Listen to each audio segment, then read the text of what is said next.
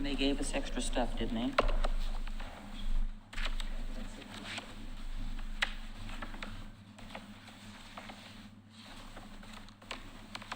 Are we ready?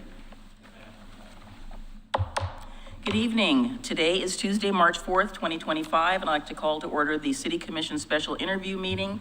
Would you please do the roll call? Commissioner Rocky Smith. Here. Commissioner Scott Wilson. Here.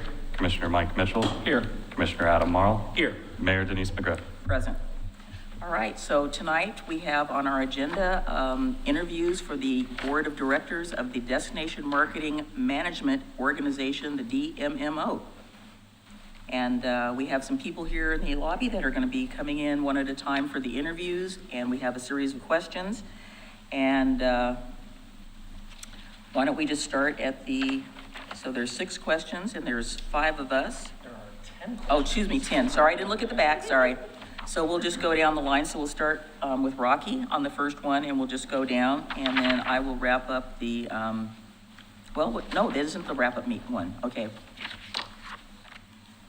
We'll just get to it. So anyhow, we do have a certain number of positions open, but again, we're under no obligation to fill them all if we don't feel that it's totally right, and we will, do what we need to do. We'll go ahead and let's call in Holly. I've asked to have her go first because she needs to leave shortly thereafter. All right, just a setup. So, but you're going to do your opening and your report. Yeah, just to put things into context.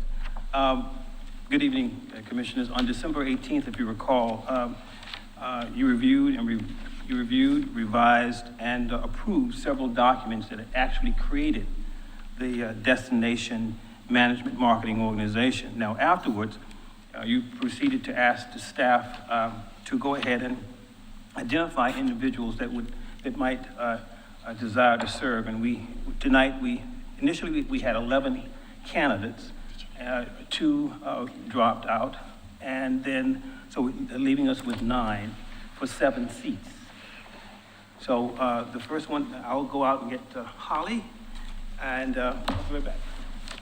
Yeah, and as you noticed on your documents that we have certain sectors that we would like to try to get folks for. Some people may have more than one that they cover, but we'll kind of see how that goes when we get there. And is there a set of, yes, questions are on the table. Thank you so much for doing that.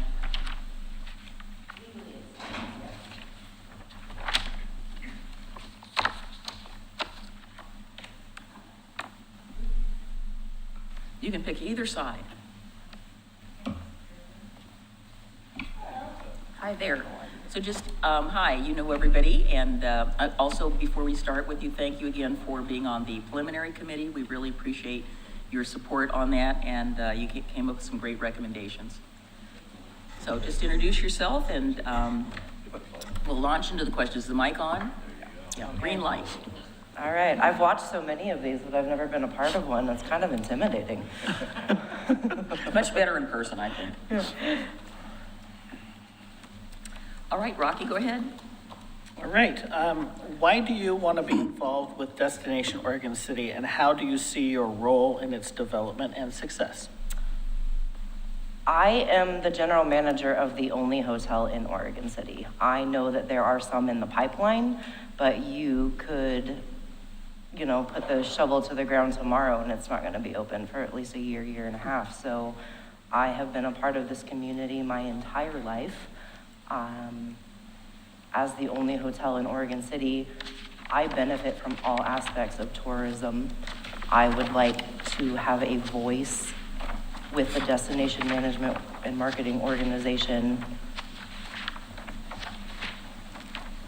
I'm sorry, I have had about 2 hours of sleep in a hospital chair in the last 48 hours. You've got the questions in front of you too, so just take a look at them.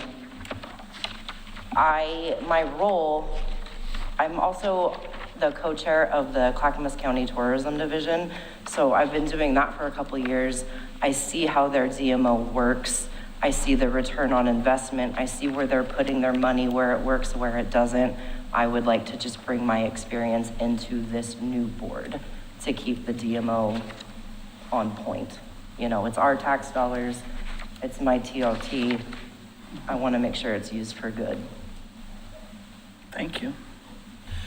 Could you describe your experience in tourism, hospitality, and other aspects of the travel industry? In May, I will have worked at the Best Western Plus Rivershore Hotel for 18 years. Pretty much straight out of high school. My whole adult career has been tourism. Like I stated before, I am the co-chair of the Clackamas County Tourism Development Council. Development Council. Thank you. I have attended the Oregon Governor's Conference on Tourism the last 3 years running. I'm going again in April. My world is tourism. So just as a quick follow-up, since you've been with the, I don't know, is the corporation called Best Western Corporation? It's actually Hem Street Development, Okay. but we're franchised. Franchise, so how do you feel that the impact of having Best Western in Oregon City has been beneficial?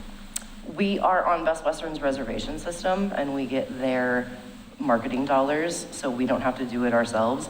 When you're an independent hotel, it's, you know, who's driving down, who Googled you. When you're a Best Western, people just type in Best Western. So it's impacted greatly. It's been very beneficial. Okay. So please describe your experience with marketing and other aspects of destination management. My experience would come with the Clackamas County Tourism Development, working with their marketing team. We are asked our opinions on, you know, what city do we want to go to? We look at the pros and the cons. We look at the return of investment on previous destinations that we've used. Marketing directly, I do not have any experience. I'm a general manager of a hotel. I don't have a marketing background, but I do have influence and opinion on those that are responsible for the marketing. Well, I've seen the Best Western ads, like in the little magazine that comes out in Oregon City, that it's got coupons and stuff on it. Well, Always- support local, yeah, Yeah. absolutely. But It's always in those. I didn't take that picture though, I promise. I might have picked it out for the ad, but I didn't take the picture. So what skills or experience do you have in financial oversight or budget development, particularly for marketing or nonprofit organizations? I do not have any experience in budget for nonprofit organizations. I am a for-profit business. My whole job is to keep my owner happy. You know, I am currently under full renovation, so working with, floor to ceiling. Florida, keeping the budget in line is very important, so I don't have to make the phone call to my owner saying, well, sorry about this, but I need another check. I don't want to do that. I want to have a set budget, and I want to do the project within that set budget. That is the goal. My success in being a general manager is revenue management. I mean, that's what I have to know to keep the hotel open, to keep the tax dollars coming. Well, you've already kind of answered this one, but maybe you can just expand a little bit. What experience do you have as a board member for a nonprofit organization? I have been part of the Clackamas County Tourism Development for roughly 4 years at this point. I have been co-chair for the last 8 months or so. I also sat on the board that helped create the position in the first place, in the beginning. Rocky, if you want to skip 5, since you kind of already answered it, you can go to 6. Yeah. What long-term goals do you think the DMO should set for itself for the next 3 to 5 years? Heads in beds. You know, tourism drives the economy. I also think that there needs to be, limitation is the wrong word, but brain fog says it's the only one that's coming to me. We need to ensure that we are keeping our assets safe, usable. We're not angering those that live here. You know, you go to Lincoln City, and you kind of just want to leave. I couldn't imagine living there because it's just so overused. I don't want to overuse our natural resources to ruin them for the next generation. I think the DMO needs to bring in the tourism, bring in the heads and beds, have us a thriving economy, but understand that we need to protect what we have. I would like to see the DMO be a self-sufficient position, increase the tax dollars to cover the salary, to expand further. Maybe it doesn't have to be one person in 3 to 5 years. Maybe it can be its own department if it's doing well enough. They're starting from the ground up with an amazing city, with amazing resources. They need to bring together all of those resources to where we're working as one. You can go to 4 museums on the same day and none of them are going to be open. You're going to go to a museum 3 days later, all the same 4, and maybe one of them will be. We need unity. We need to come together as a city to be successful. Thank you. So what approaches would you recommend to ensure collaboration between the destination Oregon City and the City of Oregon City's Economic Development Department, the Downtown Oregon City Association, the Oregon City Chamber of Commerce, and other business-focused organizations? Respect.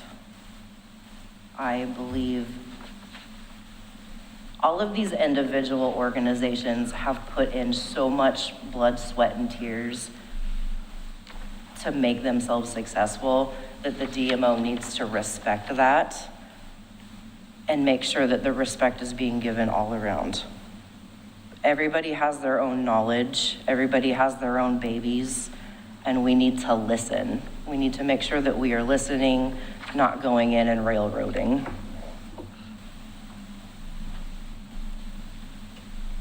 In this case, we're on the back page now. Yes, thank you. Adam, why don't you go ahead and ask the next one? Sure. How would you handle conflicts of interest or differing opinions among board members and executive director, stakeholders, or the community? I think it's going to be a case-by-case basis. I mean, you need to recuse yourself. If you are directly benefiting from a specific amount of money that you want to go to a specific place and you're advocating for that, you can advocate for that, but you don't get to vote on it. It's not your decision to make, in my personal opinion. I think that's what makes me in such a unique position. Any aspect of tourism is going to benefit me, whether you give it to the parks, whether you give it to downtown, whether you give it, here and there. Coming to Oregon City benefits me. So I don't have to nudge. But I do believe if it directly benefits somebody, that they don't get to vote on it. And then differing opinions among board members, yourself, the executive director, how would you handle that? I mean, everybody can have a conversation, It comes back to respect as well. You have an opinion, I have an opinion, we will hear ourselves out, hopefully open-minded, and we talk through it.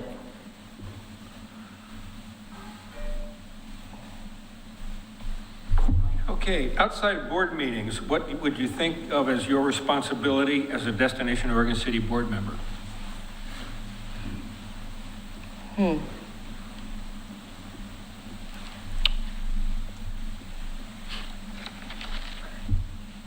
I mean, it kind of goes with being the general manager of the hotel. Everybody knows that light, turning left onto Dunes Drive, it takes forever and nobody pays attention. Have I ever honked at somebody? Nope, because they could be going right to the hotel and that will be really awkward.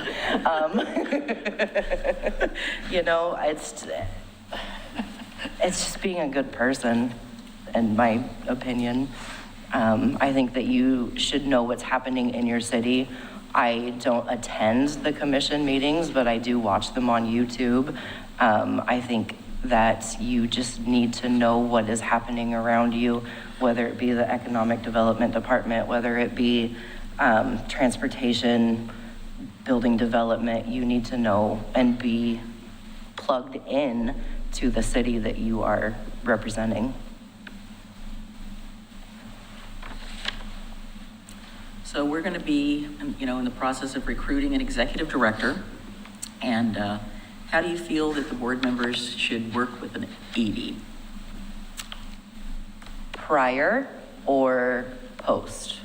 Like after they've been hired, how Yeah. do we work with them? Yeah. I think that we should not, I think we should influence them, but we're not here to do their job. But we are here to make sure that they're accountable for what decisions they have made.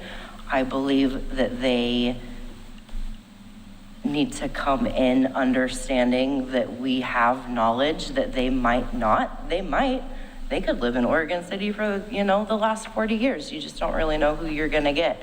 But I think that they need to have the understanding that we as community members do have knowledge that will be useful for them moving forward. I think we should hold them accountable for our money that they are spending. I don't think we should necessarily make the decisions for them, but I think that it should be noted. There should be an opinion there. Well, you guys will be the boss, so. Yeah. So do you have any questions for us? I probably should. I really should, and I'm so sorry that I don't, but. That's okay, you don't have to. I just wanted to make sure that Yeah. opportunity was available. Yeah, like I said, I've been following this closely from, when Day you guys one. brought Samara in the first time when we interviewed, well, not we, excuse me, when you interviewed Wilsonville DMO. I've watched all the meetings. I think it's a great idea. I think Oregon City could really benefit from this DMO. Like I said, we have a lot of amazing assets that you literally cannot find anywhere else, and we are definitely underutilizing those. And a DMO will bring Oregon City to the spotlight Okay. if they're good at their job.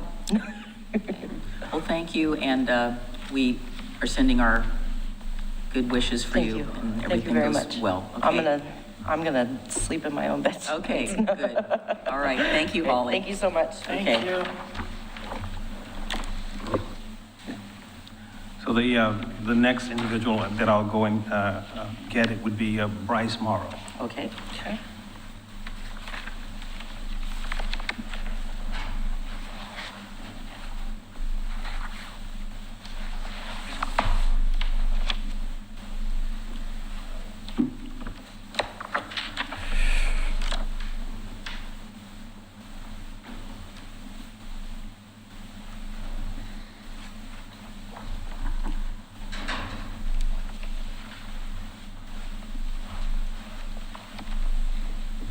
Hi, Bryce. You have got the questions there in front of you, and we're just going to go down the line and just ask the questions. All right. First question is, why do you want to be involved with Destination Oregon City, and how do you see your role in its development and success? Well, I want to be involved with Destination Oregon City because I'm invested. I was born and raised in Oregon City. I've seen it come from good times and bad times. My grandfather worked for 40 years at the old, it was called Crown Zellerback across in Westland for a long time. I worked at Blue Heron Paper Mill, and I vividly remember this time frame of when the mill closed and how it felt in Main Street and losing all that employment, and then seeing it to now. And the time when, in 2014, when I opened Oregon City Brewing, and how it has completely changed until now. And so I just see the growth ahead for Oregon City, and we're just getting started. So I'd love to be a part of it.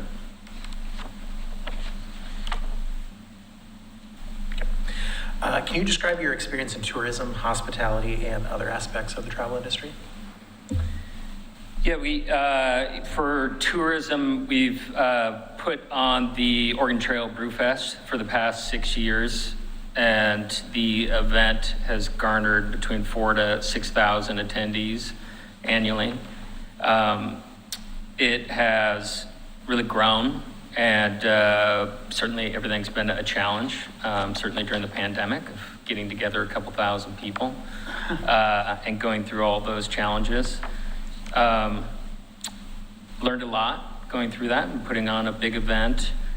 I think for us it's kind of unique in that I own a business that happens to be named after the city.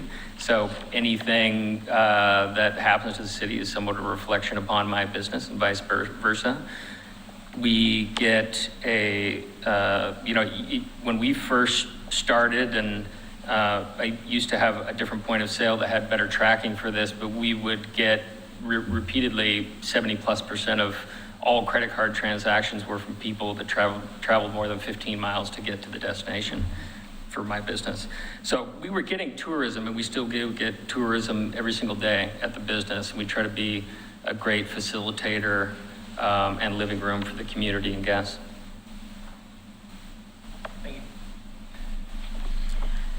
Describe your experience with marketing and other aspects of destination management. You touched on it with the Brewfest.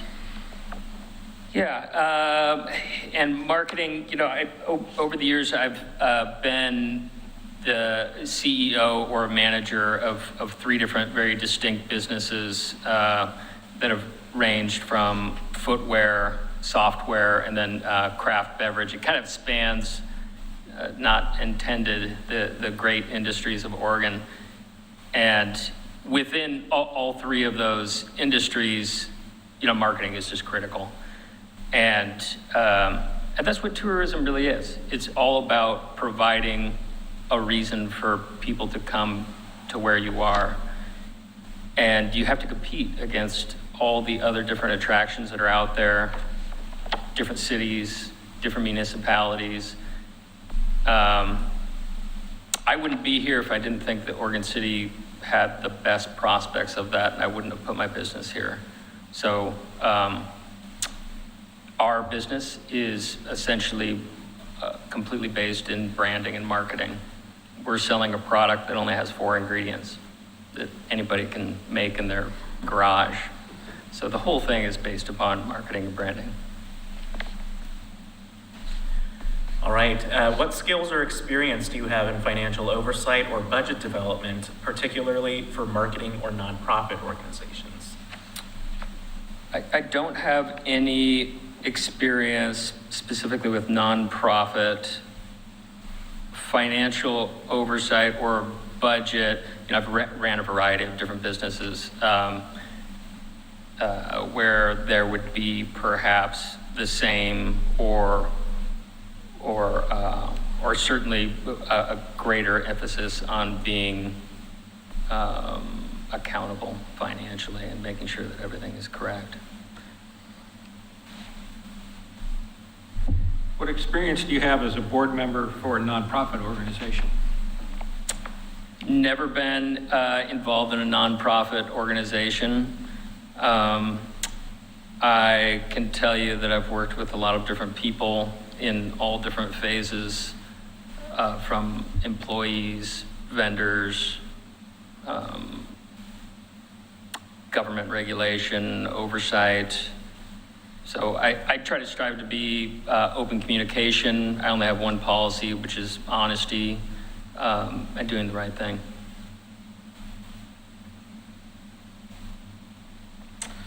Before you go on, one of the things that I believe that the company does support is you have a nonprofit night. Yes. So we've done, so every year since we started, we started doing a charity pint night. So it was every Tuesday, and it would be $1 for every beverage sold.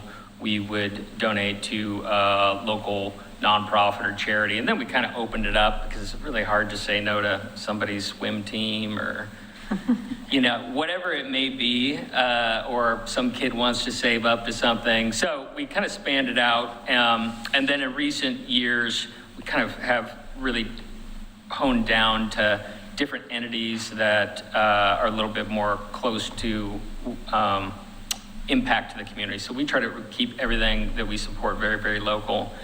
We did a terrific sponsorship for Providence Nurses last week. They were on strike. They ran out of their strike fund. And so as a community, and to have so many nurses and healthcare professionals that are within the community, we just love doing that. So that was one where we weren't really supporting a nonprofit, but boy, it was a great cause and we felt good about it. So we do the best we can to try to help out the community anytime that anybody asks. Go ahead, Rocky. What long-term goals do you think the DMO should set for itself for the next 3 to 5 years? That's a great question.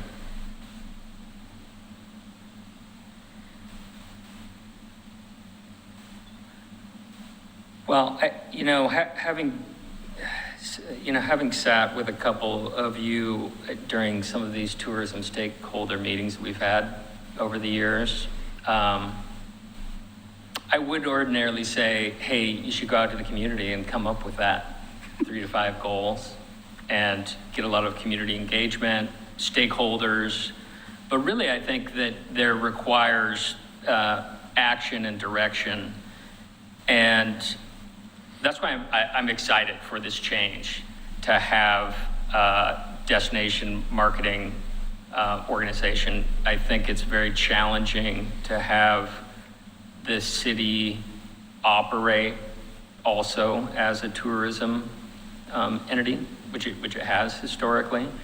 It's very challenging to have employee that they would take that on, either as, it's hard for it to be a full-time thing. It's hard to get budget for it. So I'm excited just for it to be a separate entity. And the goals for that really should align to, I don't know if it would be in 5 years, would probably be optimistic for it, but long-term, the real amazing attraction that Oregon City has is the Willamette Falls and getting public access to that. I don't know when it will happen, but if you look at the largest single tourism destination in the state of Oregon with over 2 million visitors is Willamette Falls. And if you think of where Oregon City is, and the falls is, the second largest waterfall in North America by volume. I think that it could be getting, let's just say it got half of those visitors. Are we prepared to have 1 million visitors come to downtown Oregon City? Are we prepared to do that in 5 years or 10 years? So the time to start is now. And so I'm not answering it very good, and I don't know if it would be long-term multiple goals, but that's the number one goal, and it has to be, is to prepare for that and the flux of visitors that will come here to see the falls. And hopefully they'll have a great experience. I'm selfishly, I want them to come to my own establishment. I want them to have great food and beverage. I want them to come and see all of our great shops on Main Street. But that's the number one thing that it has to be for the goal for this organization. What approaches would you recommend to ensure collaboration between the destination Oregon City, the City of Oregon City's Economic Development Department, the Downtown Oregon City Association, Oregon City Chamber of Commerce, and other business-focused organizations? I think there should just be unified communication would be really helpful within one medium. It is near impossible to hold enough meetings to put together all stakeholders and to hear everybody out. I think it should be more informative, like here are the goals that we came up with. Actually, it should operate a lot like the city council does. When you guys have goal setting meetings, you go away to a retreat and you come up with those. And you hear from your constituents and stuff, but you're not having some open hall. You just never get anything done. So I think there should be just more that, yes, there's a lot of communication, there's a lot of getting different viewpoints, but there has to be decision and vision that is made, and then you just tell everybody else as you're moving along. And I think that could be as simple as just sending out, regular correspondence. It could come in the form of a email newsletter or something like that.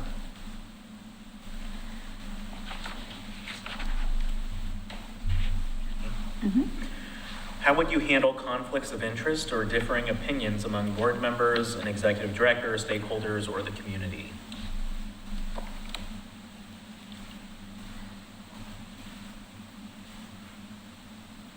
Well, conflicts of interest, I think that everyone should always bring those up. Any entity that would be a board member, myself, if I'm a part of it, and anyone else that would have an opinion.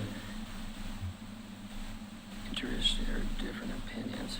There's going to be differing opinions. It can be very challenging to serve everybody. I think that's part of the challenge with Oregon City tourism historically, is that you've got a great overlap. I think if you could think of similar sized cities within the metro area, my gosh, just think of the historical amazing things, all of the historical houses, the end of the Oregon Trail. I mean, people would travel 2,000 miles and then stop right here. And then you've got the natural, amazing Willamette Falls and the confluence of these two rivers. So those are great things, but you're going to have different entities that want different things out of that, whether that's the arts, or it's going to be historical, or it can be environmental or natural. It's going to be challenging to please everybody. And I think that has been a very big challenge for tourism long-term, is to serve all those plus the business community. So you can hear everybody, but you also have to have a vision and stick with it and to continue to move forward. I think the DMO, to be successful, should operate like a business. It should have a vision and then execute. Okay, Michael?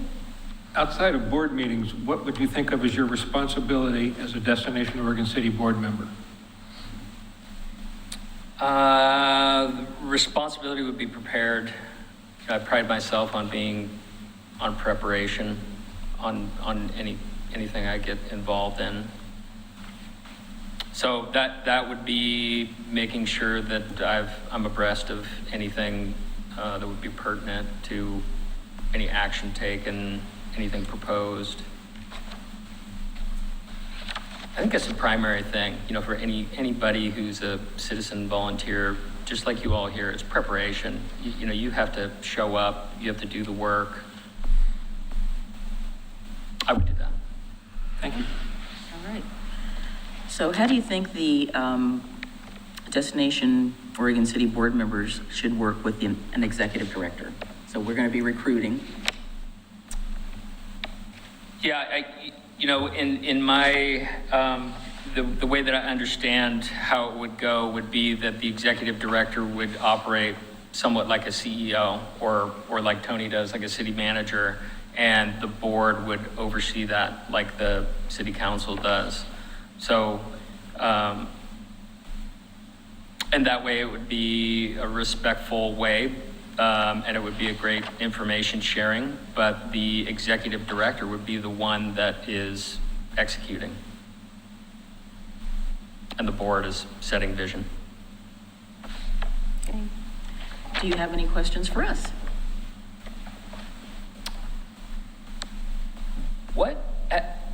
How many, well, I guess a big thing is for the resources for this organization. What is the total amount of lodging revenue that was generated last year? And at the tip of his tongue, he knows this. It's, I don't know, it's around 250, 260,000. Okay. Somewhere in there. Yep. Is there any amount, is there a percentage or an amount of that it would be slated to go to specifically to tourism? Yeah, I think, I don't remember the exact numbers, but when the commission set up the DMMO, initially there was kind of a phasing in of funds that would be available. I think it was about half, I believe, off the top of my head, about 125,000 to start. But then the opportunity through working with the commission, there were some kind of goals to meet along the way. for the executive director and the DMMO board to meet, which would then potentially lead to additional funding discussions. It was kind of taken like, let's see if we can get this set up, make sure we get the agreements between the commission and the DMMO, and then we can expand those discussions about funding that's available. Okay. Is there in the research to move to the DMMO, was there one city that stood out that you really liked, that did it well?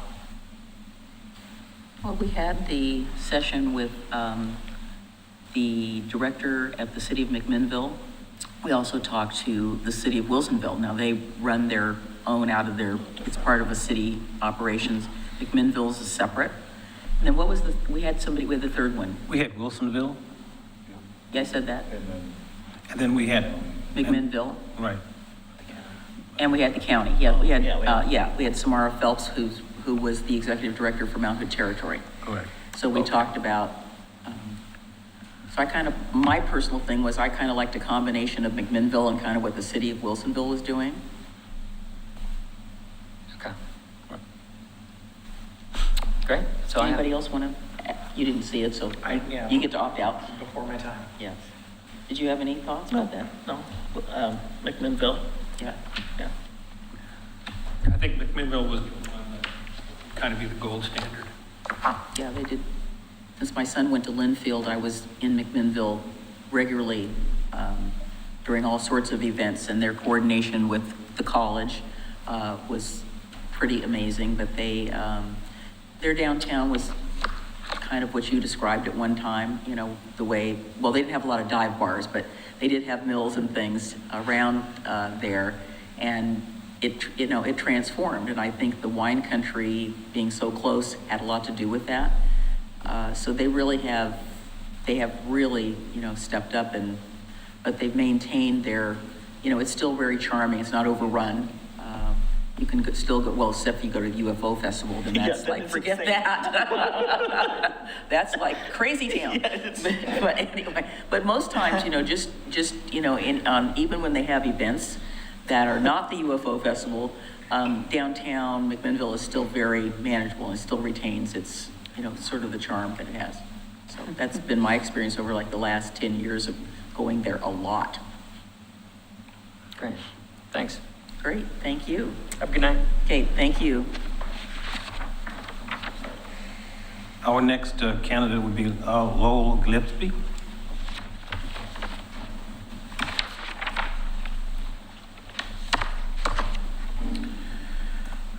We have to call him Captain. Yeah, he does not live in this, I think it was noted, but he doesn't even live in the UGB, but that doesn't matter. So just FYI.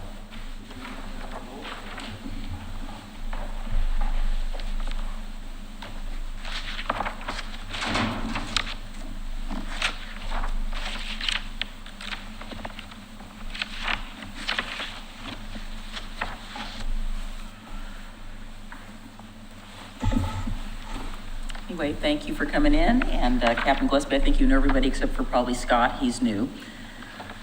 So the questions are there in front of you, if you want to take just a quick peek at them. So we're just going to go down the line here with the commissioners and ask you questions, and please take your time, and if there's something you don't understand, just ask.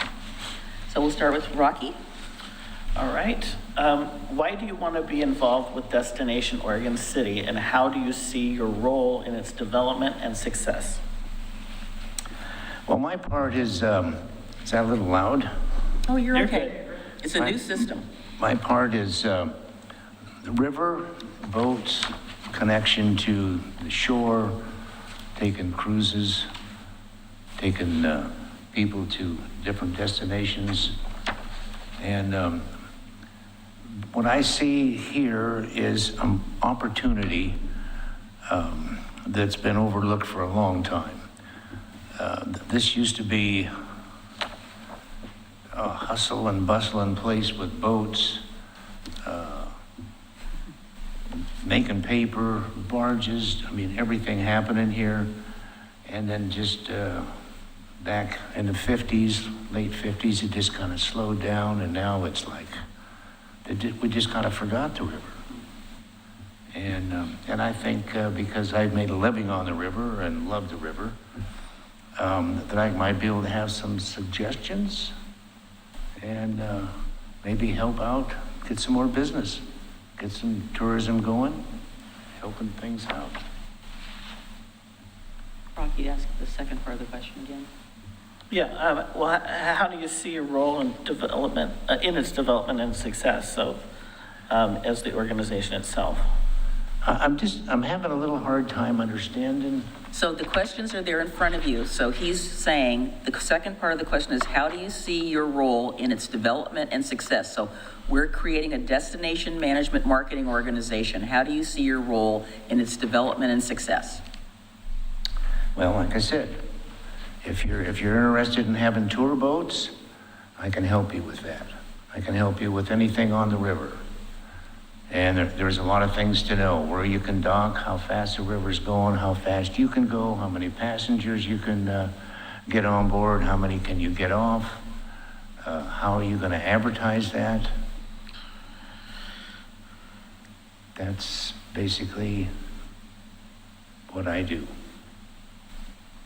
I think maybe quite a few of you have been on my boat. Oh, absolutely. I think a couple of years ago. Yeah. And that's basically what we do. And that's what I think I could show you how to do. I mean, if you needed a boat, if you needed to lease a boat, buy a boat, I mean, I know all those kinds of angles and help you get things started. Because when you start dealing with the river, there's a lot of stuff that you don't kind of realize, like, well, you've got 25 people, a group. Well, how old are they? How long is it going to take for them to get on the boat? How long is it going to take for them to get off the boat? Is the boat wheelchair accessible, or do you want one? Or I mean, there's just a lot of little details like this that somebody like myself might be able to help. I mean, maybe you don't need that help, but I might be able to help you do that. Go ahead, Scott. So I think you kind of answered this a little bit in your last question, but if you want to expand on it, can you describe your experience in tourism, hospitality, and other aspects of the travel industry? Yes, for about 12 years, I had my own tour boat. Back in the 80s, I bought a business that was already going. I hadn't had a tour boat before, and I hadn't had a captain's license either. So I bought this tour boat and learned from the captain just what to do and what he was already doing. He started it back in the 60s, and it was the only tour boat in town called Yachts of Fun. So I kept that name, learned from him. By that, there wasn't any GPS, so every time you ran the river, you had to turn at some particular time by a guy's garage on shore or the big fir tree. Things like that, and then GPS came in and made it a lot easier. But that's how I learned the business on the river. At that time, you didn't even have to have people pay in advance. They called up and said they wanted to go. You told them what the price was, and they'd either come down or you'd be sitting there waiting for them. So, and how long do you wait for somebody? If you have a group and there's 4 people missing, how long do you wait for? I mean, there's just a lot of little, anyway, that's how I learned the river. So I did that for 12 years. My daughter was helping me. My father was helping me with sales. And then my daughter quit working for me. My dad passed away. So Port and Spirit came in and said, hey, would you like to show our captains how to run the boats on the river because you know the river? And I said, yes. So I was there for quite a few years with the Port and Spirit. And then not too long ago, the Sea Scout boat came up back in 2020 for sale. So I bought that. It had a COI, which means it's a boat that the Coast Guard certifies so you can charge passengers. And those are the only kind of boats that you already charge passengers, take them on legally. Other than 6-pack small fishing boats, they can do that. So I jumped into that and having fun with it, not doing a whole lot of business, but enough business to make me happy because I'm retired. So And then been to a couple of your meetings and thought, hey, if you guys need some help, why, I'll be glad to do it. Give you my opinion on how you can dock, where you can dock, what kind of boat you need, what the passengers are looking for. I mean, you have so much stuff to talk about. There's been so many things happen here, you know, with all of the Native Americans fighting over these falls and the fish, everybody fighting over like when the locks were made. I mean, everything was coming by train. So trains didn't want the locks. So when the locks officially were open and everybody was invited, the people that owned the trains, I think it was the Northern Pacific or Southern Pacific, chartered all of the stern waiters and had them downriver. So they weren't even at the grand opening. You know, little stuff like that. Or if you get in the locks, I mean, if you see those walls with all the locks in it, I mean, that's like 1817 stuff. So, I don't know if that answered your question or not, but I mean, that's basically what I do. Talk to people, tell people what I've learned, what to look for, how to enjoy it, make them have a good time, so they'll come back. Okay, so question number 3 is please describe your experience with marketing or any other aspects of destination management. Well, right now, my marketing skills are not very good because everything's gone from like knocking on a door and saying, hey, would you like to have a boat ride? You know, here's a group of people and you can bring them all down in small groups. And now everything's done on the computer. I mean, all you have to do is look at the computer and say, hey, I mean, like we got 4 people, 8 people coming down, we got a group of something. And the people that put that out on the computer and go after those groups is not me. I'm not the kind of guy that does that. Okay, Adam?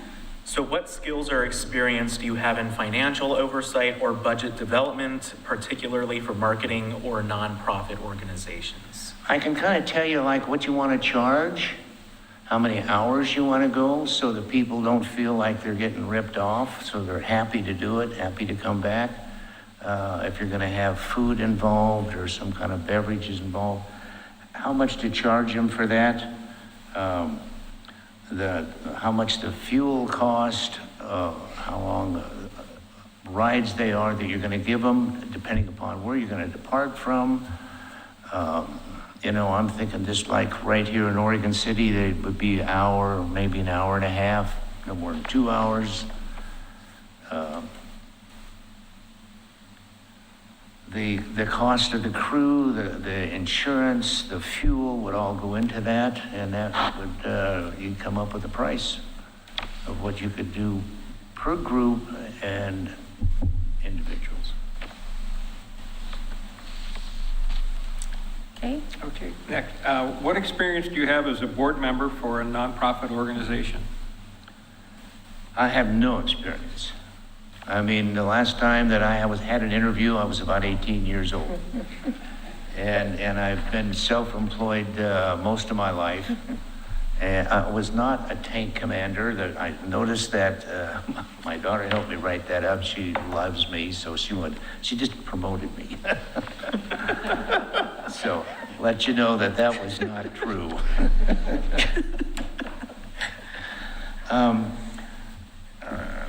Yeah, I'm not really skilled at computers and getting online and getting business that way. Where my skill is when the people come down and I can talk to them. That's where it starts. Narrating for them, explaining like what Oregon City has to offer. so nobody's ever asked you to be on a board of an organization or a nonprofit? No, Okay. I probably wouldn't be. I mean, the only reason I'm even here is because I thought, well, it'd be kind of fun. Okay. And there's somebody, if you're going to get tourism going and it's going to be involved in the river, I mean, you need somebody that knows the river. I mean, there's more to it than just having a boat and pulling up to the dock. and having people get on. I mean, there's just more to it than that. It doesn't sound like it, but I mean, when you start figuring out how much time you're going to involve and how long the cruises are going to be and what you're going to tell them, and there's just, you don't need somebody like that, I guess, but I thought maybe I could help. I have a captain's license at 200 ton. I've been 33 years now with that license. Before that, why, I was water skiing down here when we were using dead eels for slalom poles, you know. So I've been around this area a long time. Okay, Rocky, question number 6. All right. It's What, Go ahead. Sorry, I just took a breath. Sorry. what long-term goals do you think the DMO should set for itself for the next 3 to 5 years? Well, are you talking about being on the water? Are you talking about having some kind of tours on the water? Nope. No? So there's no tours going to be on the water? No, we're talking about the organization that's going to manage the tourism for this Yeah. city. R- They're right. not going to be doing tours. Okay, well, then I don't understand that question. Okay, so what we're trying to do is create an organization that will manage the tourism in Oregon City. The organization will probably be setting some goals. There'll be a board of directors, there'll be an executive director, and they will work with the executive director to determine what direction this tourism proposal. We do have a tourism strategy plan, and they may use it or they may update it. They may do things like that. So we're asking, what do you think the goals of this organization should be? Well, I think I think one of them should be having tours on the river. I mean, downtown, I mean, there's a lot of money being made right under your nose downtown. So I think if Oregon City could have some of that, I think that'd be good. Okay.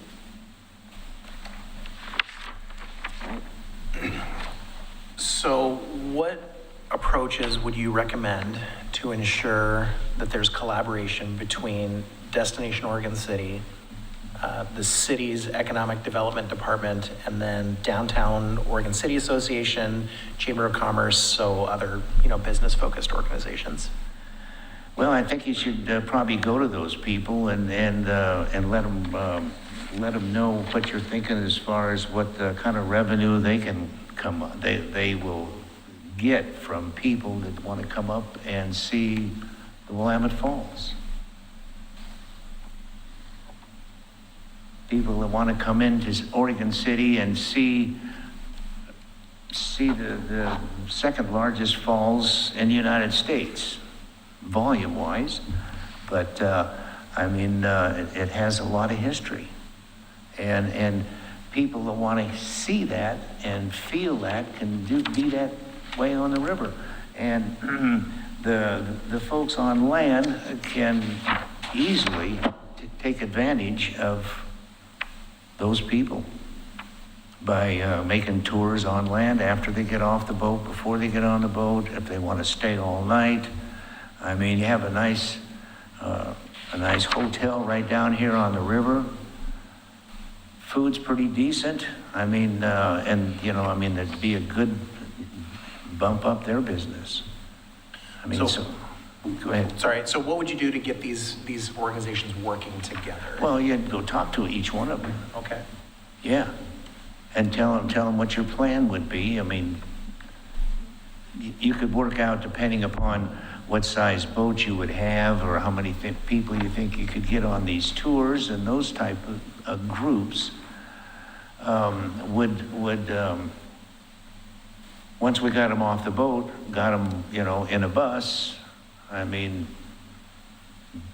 they can take advantage of that. The next group of people, I mean, like, I don't know how many people go to the museum up here on the hill, but it's not very many. And those, I mean, there's a lot of stuff up there that nobody's ever seen or heard of before. And I mean, this is the last place when you get out of the wagons coming west, this is where you wanted to be, because they had electricity. Now, I can't imagine being in those wagons, but when you're looking at the Oregon Trail and seeing those wagon trails, when you're in one of the cities that shows that, I can't remember the name. I think it's Baker City. Yes. I think they have a nice museum up there, and you can stand there on those wagon trails and you can look at the mountains, and that is exactly what the pioneers saw. Exactly, because there's nothing been built up there. Well, that's really cool. So, and here's Oregon City with electricity. When you get there, I mean, like, why wouldn't you want to be here? And it's just got so much history that I think a lot of people need to feed on that history. And I think they enjoy it. I mean, my favorite thing is I'll take a beaver stick out of the water. So you guys know what a beaver stick is, right? Mm-hmm. Some of us do, some of us Some don't. of you do, some of you, a lot of people don't, you know, so I'll take a beaver stick out of the river and say, what do you think this is? And pass it around, and most people will say, well, it's a stick. No, it's a twig. Well, yes, but look at it closely. And then here is little teeth marks from a beaver. And why is that important? It's because back in the 1800s, the same people that built this wall that you're looking at in the locks used that for a living. When you see that stick, you know there's been a beaver chewing on it. You know that the river's going this way, so it came from up there, and the beaver were your food. Later on, they were your living because beaver pelts. I mean, it's pretty cool. I mean, I hate to say it, but if we had an atomic bomb go off around here in about 4 months from here, we'd be looking for beaver. Okay, Adam? So how would you handle conflicts of interest or differing opinions among board members, an executive director, stakeholders, or the community? Different opinions. Well, everybody's got their opinion, and I mean, there's people who don't want to get on a boat. You know, some people get on a boat, and the first thing they want to do is get a life jacket on. And so, I mean, you have to appease those people. You have to go along with them. I mean, you have to bend. I mean, everybody's got to work as a team here, for sure. And if there's some people that, you know, well, I guess the majority would lead. And how would you handle conflicts of interest? How would I do what? Handle conflicts of interest. Well, I think maybe you should look at it for who is it going to, is it going to be good for the city? Is it not going to be good for the city? Is that what you're talking about? Conflicts of interest? Well, Like somebody wants a big hotel and somebody else wants to have river tours. Is that what you're saying? Conflicts of interest is in if you were to have a personal financial stake in a decision that you had influence over as a board member for this organization. Well, I mean, is that why you want, I mean, is that going to be part of my job here? I mean, like, so I want to know what the pay is and how many vacation days do I get? It's the I think same as it's ours. the same as ours. It's the same as ours. Yeah. Oh, say at this time, I'd like to say thanks for coming down and letting me sit here and kind of BS with you guys and give you an idea of what I think about Oregon City, because I know that you guys would like to be home too. So thanks for letting me have this opportunity. Well, you got 2 more questions, Sure. and we flipped it over, so you're on the backside now. Okay, so outside of board meetings, what would you think is your responsibility as a Destination Oregon City board member? That's number 9. Well, I would, since I'm on the river already, I would probably push this destination. I mean, I guess it's just because I live here, it's because I like Oregon, and I can see, I just can see a lot of people coming here. You know how many people just take a ride and go up the Columbia River?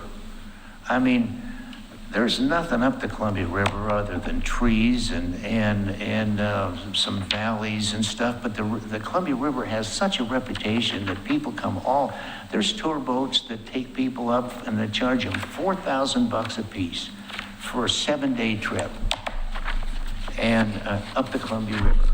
And you and I drive up Interstate 80 and we don't think anything of it. I mean, we're so used to it. But, you know, when they start people asking like the Bridge of the Gods, how in the heck that thing ever get started? Well, you see way up there on the mountain, you see that big slide area back there. It came right down and covered up the Columbia River. Then the Columbia River dug a tunnel underneath it and it stayed that way for a long time. I mean, there's just a lot of stuff like that you can have fun with and get business. Get business. I mean, when I first bought my tour boat, before that I was a manufacturer's rep, which is a salesman for factories that make things. Before that, I was a salesman for some of the warehouses that bought those things. Before that, I've been a car salesman. And people get on the boat, give you money, and then they say thank you. I mean, that is unbelievable when people give you money and they say thank you. I mean, what the hell is that? I mean, like, that is wonderful. And that's part of what Oregon City can have. I mean, that's kind of what I see. Just a little part of it, because I'm on the river, because that's where I make my living, and those are the people I talk to. But when I talk to people, and we're up here and we're talking about it, I mean, they're enjoying it. They like it. They have fun. And they'll spend money. And that money should go to Oregon. You should have your own tour boat. And making the money yourself. All you do is hire a captain, and they're a dime a dozen, and zip up and down a river and make some money and have some fun with it. So, you know, if you, one of the things that you would be doing, if you were a board member, is that you would be working with an executive director. You would be you and other board members would manage the executive director. So how do you think you would work with an executive director? How would I work with an executive director? Yes. Well, how good looking is she? I don't know. You're not allowed to ask that anymore. I don't know. I don't know. That's illegal. I mean, I would. Can't do that. I know I can't do Yeah. that, but I thought it was funny. It is. How would I work? Well, first of all, I'd want to know what they want, and I would try to do what they want. Or try to have suggestions. I mean, and have some fun doing it. I mean, I have no axe to grind. I'm older now, and I'm easy to get along with.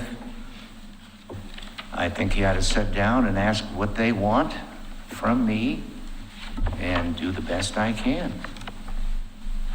I mean. Okay. So do you have any questions for us? Beg your pardon? Do you have any questions for us about the DMMO? No, I already found out that there's no pay in there and I can't get Sundays off, so I mean. No, Yeah, that's you can true. have Sundays off. I'm Yeah. pretty sure you can have Sundays off. I don't remember the last time I did a Sunday meeting, but it's possible. Yeah. So I guess I don't quite understand what you expect from me. Well, you applied for a position on this board. I did. Yes. And it would be managing the executive director and helping manage the program. It's not going to be hands-on in terms of the assets. It's not going to be hands-on. Only as far as the organization is concerned. Yeah. So how would I do that? Well, that's what we're asking you. How would you want to do that? Well, I have to find out their idea, her idea first, I guess, if I'm going to work with them. They're going to be the boss. They're going to be they're going to be the organization that wants to get this together. No, you would be on the organization that wants to get this together. I would be part of it. Yes. Well, obviously, I would want to have the river cruises and involved in that. But if he wants to go for hotels and motels and the rest of that stuff, why, that would be, I have a 20-passenger bus. I mean, yeah. Okay. It would still help Oregon City. Yep. It would still, I mean, and Oregon City has still got, you know, a lot of old buildings, that old church you got over here. I mean, I'd like to see their organ get going. I mean, a tour of that, you know, I mean, there's just a lot of things up here that can be utilized, I think, that nobody's thought of, and I think everybody, you know, gets together and has some ideas, and I think it'd be fun. I mean, that's why I'm here. I don't want to come, I don't want to work. I want to have some fun, put some stuff together. I mean, Well, there's possibilities. You can have fun, have you going to meetings. Yeah. Things like that, so. Yeah. Okay, well, thank you so much for coming in. Yeah, We you're really welcome. appreciate your taking the time to fill out the application and Yeah. coming down for the interview. cool. Well, thank you very much. I Okay. appreciate you guys taking Thank the you. time. Do you want a quick break? Okay, let's take a 6-minute break. No, it's 6. I already said it.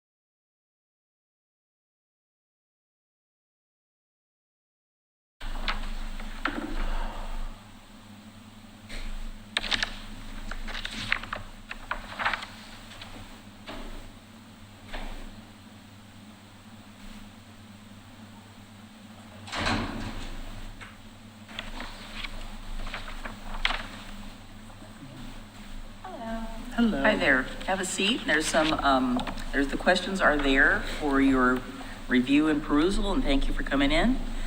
So we're just going to go down the dais here, and everybody will ask a question.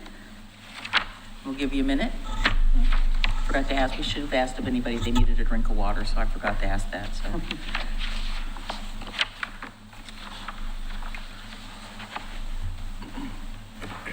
All right, the first question is, why do you want to be involved with Destination Oregon City, and how do you see your role in its development and success? I would say I want to be involved because I'm incredibly interested in promoting the city, especially with my recent appointment at the end of the Oregon Trail. I am surprisingly passionate about this city. I did not expect that when I moved here. I've been here about 4 years.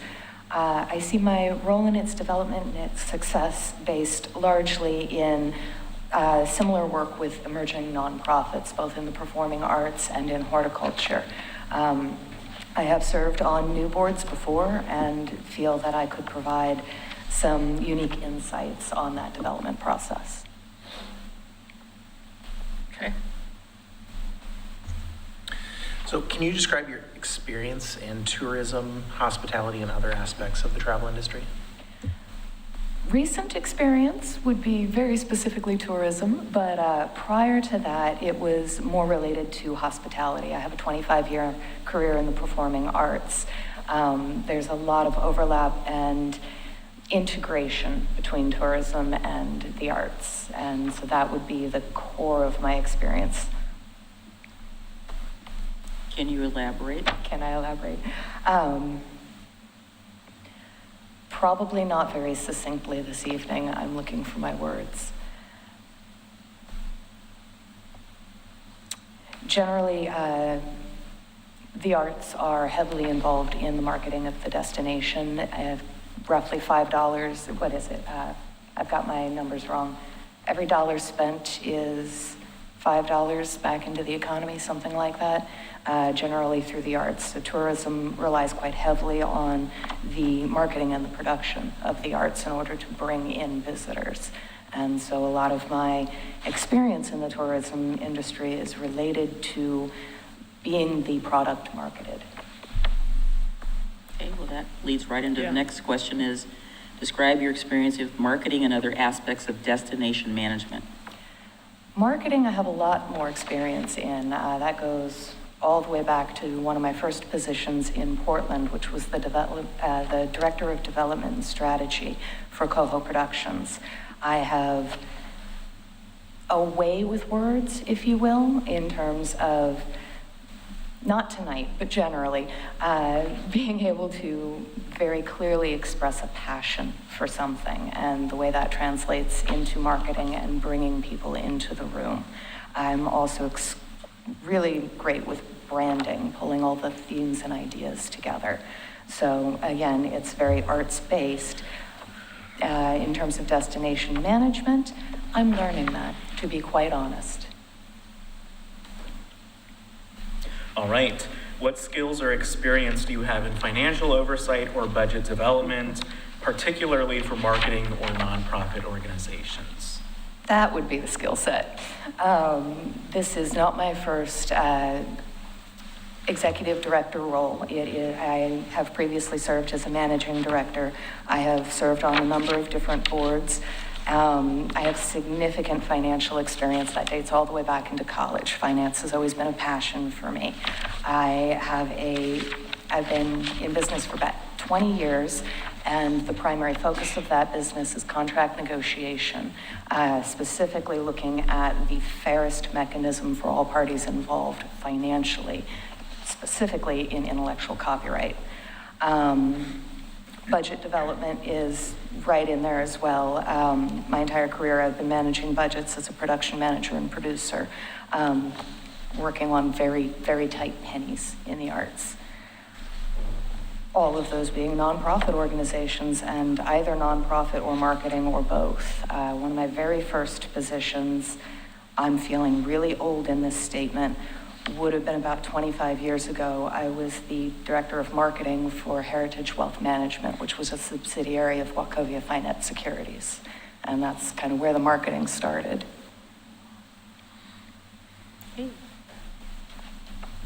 What experience do you have as a board member for nonprofit organizations? Several. Most recently, I served as the president of board of directors for the Home Orchard Education Center. That was 2022 and 2023.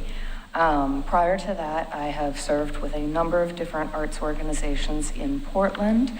And yeah, that would be my nonprofit experience, or my board experience. What long-term goals do you think the DMO should set for itself for the next 3 to 5 years? Long-term goals, but 3 to 5 years.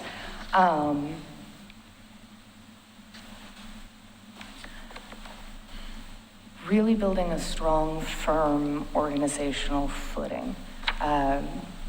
Reducing turnover and finding the right voices to really scream from the rooftops for the city. Okay. Thank you. So what approaches would you recommend to ensure there's collaboration between Destination Oregon City, the City of Oregon City's Economic Development Department, the Downtown Oregon City Association, the Oregon City Chamber of Commerce, and other business-focused organizations? Listening to each other, communicating with each other, constantly being in the room with each other.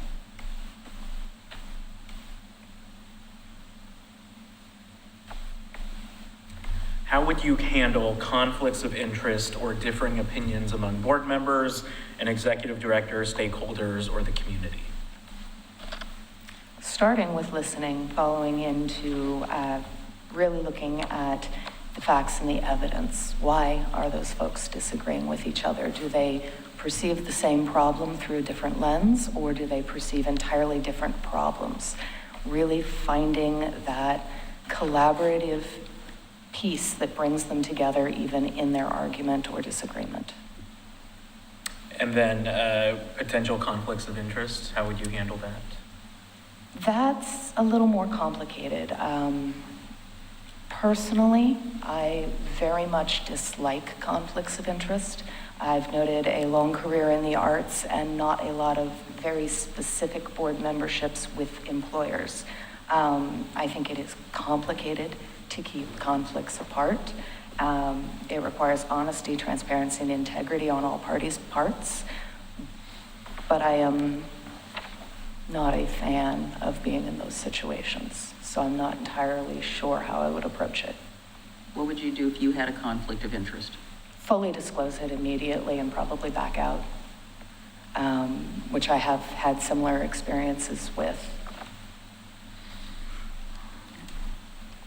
Outside of board meetings, what would you think of as your responsibility as a Destination Oregon City board member? Speaking for the organization, representing the organization, raising funds for the organization. Board members should be extremely involved in fundraising.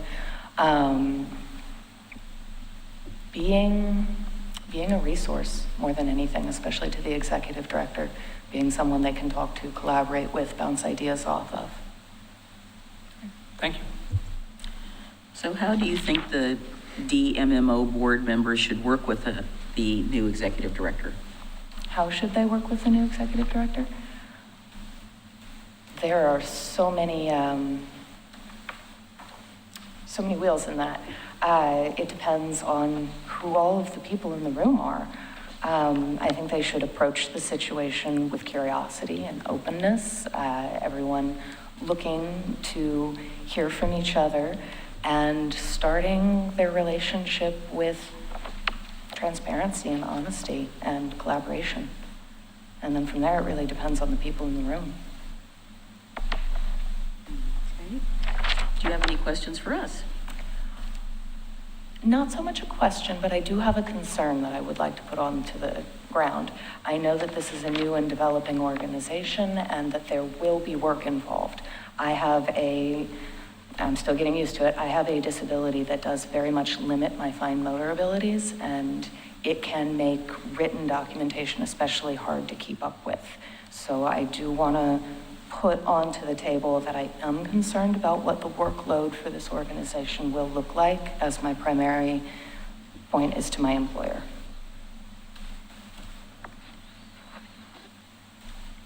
Well, I don't know if we know all of the answers to that question just yet. Hence, I think it's more of a concern to state as opposed to fully question. Yeah. Outside of that, no real questions. I'm just very curious to see how this works and the good it can bring to the city. Well, there will be obviously a board, and they will be working with an ED, which I presume they will be doing most of the work. Not, I mean, the board will be oversight.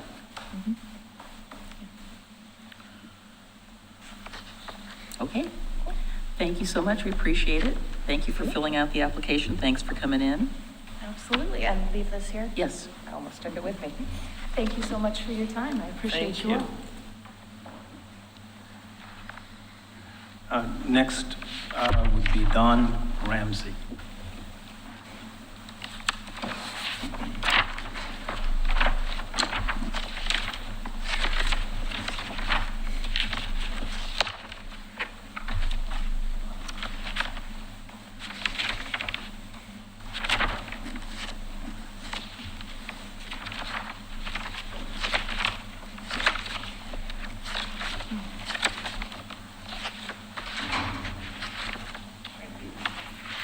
Hi, Dawn. Hello. Yep, so we have some questions for you, which are there in front of you, and Okay. feel free to take a perusal at them. It's two-sided, and we're just going to go down the row here and ask questions. Okay. And if you need us to repeat anything or slow down, you just let us know.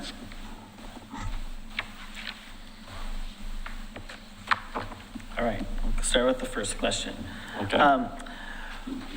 Why do you want to be involved with Destination Oregon City, and how do you see your role in its development and success? The reason I want to be involved is because of living here for 24 years. My wife and I moved here, and we liked the area. It was kind of a rose among thorns around here. I see a lot of potential, a lot of things happening that could really draw people in, and I just wanted to be a part of it. As far as the see me in the role, I'll be honest, I've never done this kind of role before in this sense, so it would be a great learning experience and just an opportunity to give back to the city. Okay. So can you describe your experience in tourism, hospitality, and other aspects of the travel industry? Yeah, I was one of the co-owners for the Willamette Falls Electric Boat Company. We ran that, and that drew a lot of people from the Portland area in. It was actually very successful, but as you guys are aware, we only have a few summer months here. And when we were doing the business, we could not go anywhere or do anything, so we decided to close the business. So having been in that, I was involved with a lot of connections with some of the local companies, a lot of the restaurants and stuff like that, creating packages where people could go, get food, bring it onto our boats, tour around, and do some other things.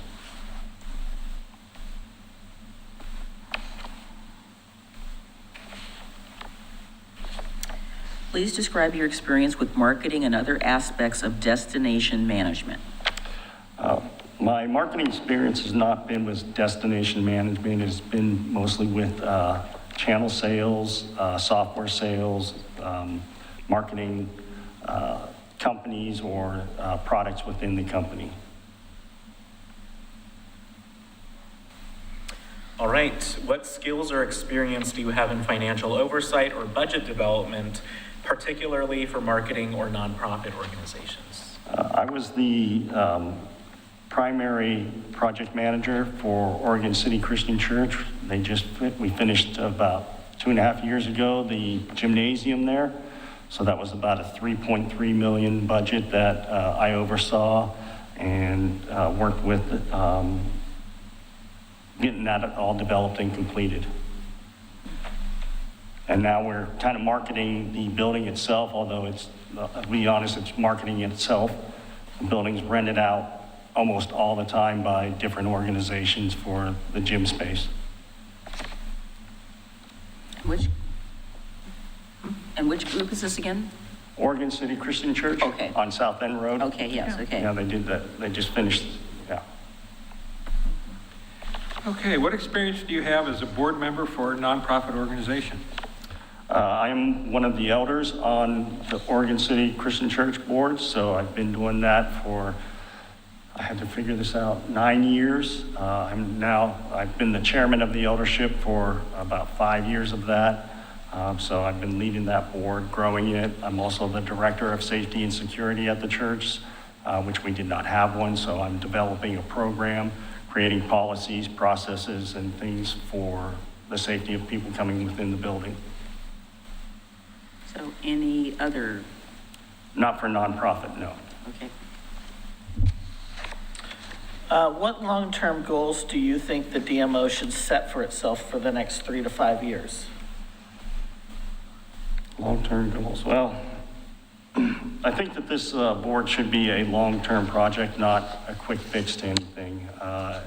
With everything that's going on, changes, it's not a 2 or 3 year project, it's 5 to 10, if not more years. So just, if I were to do something, I would see it as a slow development, going slow, making sure things are done right, not just trying to throw things out there to see if people will come, not mimicking Portland or Happy Valley or anything like that, because it's a different area, and not things that will work here, I do not think will work other places. So what do you think some goals would be? Goals, definitely working with the tribe on the waterfront property. I see some kind of bike, a bike route that will not only be part of the waterfront, but other businesses, for example, stopping at certain places for food or drink, and just kind of visiting the downtown area mostly. And for the more adventurous that want to try to ride up the hills, get some stuff up there, that would not be me. Well, now they have the electric bikes, so maybe I'll participate in that. But just something like that. Maybe more dog-involved things, getting events or areas specifically for dogs and people with their dogs to come out, and then incorporating other businesses that, cater to dogs or veterinary or something. Those are just kind of the two ideas I had as I was driving in, what I would like to see.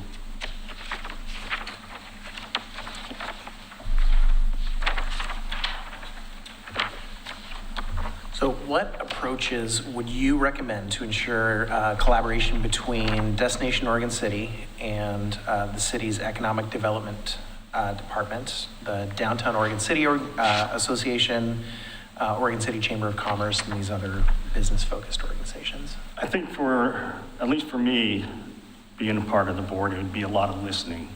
Being new, being something creative, it would be listening to what their goals and plans are, trying to incorporate things for destination within that, and maybe reaching out and talking to other cities that have similar things, and working with them and seeing what worked, and try to avoid what they felt failed for them.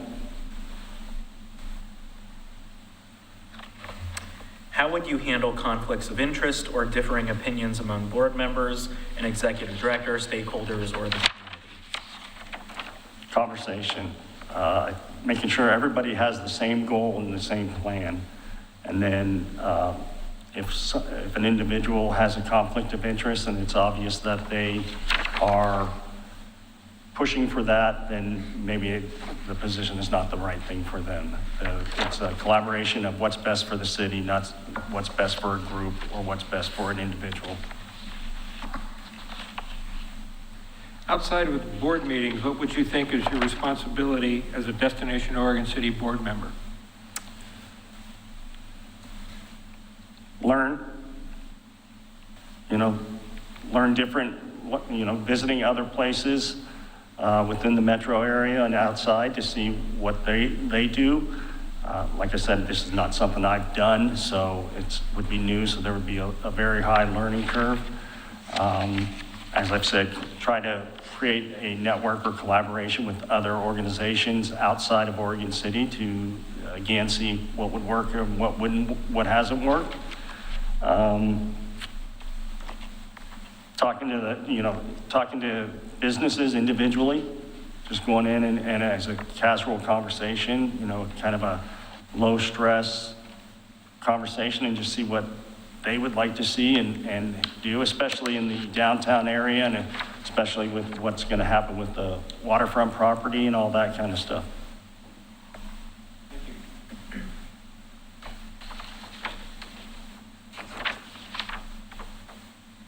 All right, so how do you think you as a board member and other board members would work with the executive director?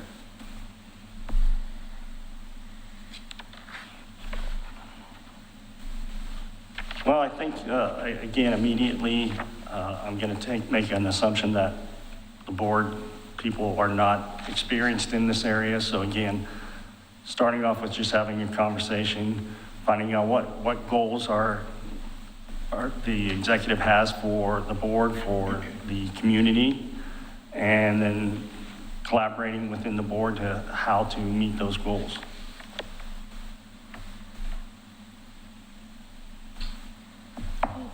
Do you have any questions for us? I guess just timelines, what are you guys, timeline is expectation on something, making a decision on the board members and getting it started and all that kind of stuff is the big thing for me. Well, we're going to try to do that, part of that tonight. So James, the advertising for the ED, that's underway, I presume? Actually, once the board of directors are in place, they will look over the job description. And then after they agree that the job description is what they're looking for as an organization, then we'll market it. Okay. And then I guess the only other question I really have is, what are you guys expecting out of this? What is the, your wants and goals and everything? I mean, and I recognize that, we probably don't have the timeline to go through each and every one, but I mean, I guess just as a general, what do the commissioners want to see? Well, don't all answer at once. I'll be very generic and say a step up from the past. We've spent a lot of time on tourism and it's floundered in many different ways. So I think I would start with a pretty low bar, but we want to build a strong foundation, especially in that first couple of years, and hopefully have something that is successful and continues on and that we can be proud of. Anybody else? Basic, but. Well, for me, I think when you think about all of the different assets that there are in Oregon City that might attract tourists, the river, all the historic sites, the end of the Oregon Trail, and none of those are necessarily, an all day or an all weekend reason to come to Oregon City, but you put them all together and it is. And the problem is they've not been working all together. So we need this DMMO board and executive director to be able to get all of those assets working together to give people a reason to come to Oregon City and spend more than a couple hours, Spend the day. Yeah. And spend money, let's be honest. Exactly. Spend money. Exactly. That's the statement. I'll just, I'm sorry, was somebody going to say something? No, you go ahead. I was going to say, as James knows, I was at an event before this and I had to leave early. I ran the event and some close friends were there and I told them what I was doing, and a question that they asked, 2 or 3 of them said, why should I go to Oregon City? Oh. What's there? There you go. And I told them some things like, was mentioned, but I think that's the key outside of Oregon City. What is there? And we need to get people to know that there are things here. So these were people who are not from here? Yeah, they're like, Where were you at? What city were you at? I was in Portland. It was Vancouver, Oh, Portland. Woodburn, you know, Okay, some other people just around. But it was a question, and that's when I said I was driving here. That's what made me think. You know, I gave the answers about the falls and, you know, some of the wineries and that kind of, the end of the Oregon Trail and that kind of stuff. And I was like, but what would draw them in, as you said? Well, if that's they a were couple of hours, you know, we got to keep them here. Well, if they're from Vancouver, we can, you know, we can Yes. understand some of that, you know, yeah. I've had just the opposite. I've had 2 or 3 friends tell me that based on, they were on a tour that I was giving, and they came back, and they have been to a half a dozen of our restaurants, and they said it's one of the best kept secrets. And they said that they will be coming back. All 3 of them said they want to try this one, and had I been there, you know, I mean, I got kind of thrilled about these particular restaurants. Luckily, I had been to them, so I could answer the question, and I said, yeah. And there's one of them that has another version of itself in Portland, and they liked ours better. Yeah. They said that they would drive, they live in Portland, they would drive here to go to that particular restaurant. Well, and that was the other thing I talked to them, and, you know, everybody thinks, especially Portland, oh, Oregon City's so far out there, and I'm like, no, it's not. It's really not. It 13 seems miles as the crow flies. Yeah, exactly, and I explained to them, hey, if you live here, you've got like 4 different ways to get into downtown Portland, depending on how little traffic, so I think there's a lot of potential, and I think there's a lot of misnomers of people outside of here not recognizing what the city has to offer. I have people I know that won't go to they live on the west side, they won't go to the east side of Portland, so there you go. Yeah, you know. yeah, true. After 2020, I have a 5-mile radius rule of people. If there's an event outside of 5 miles of their house, they don't go. Yeah. Everything they have is within that 5-mile radius, and so that's the key, is how to get people back to traveling and visiting things. You're missing out. Yep. Okay, well, thank you so much for coming in. Thank you, guys. Okay, thank Have a you. wonderful evening. We will. The Mr. next- Graham? Carol Dumont.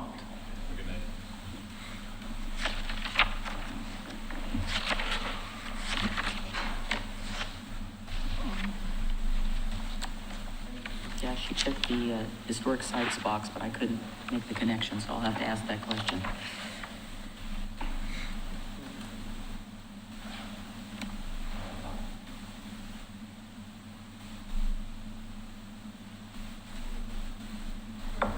Lee's probably out there taking a nap.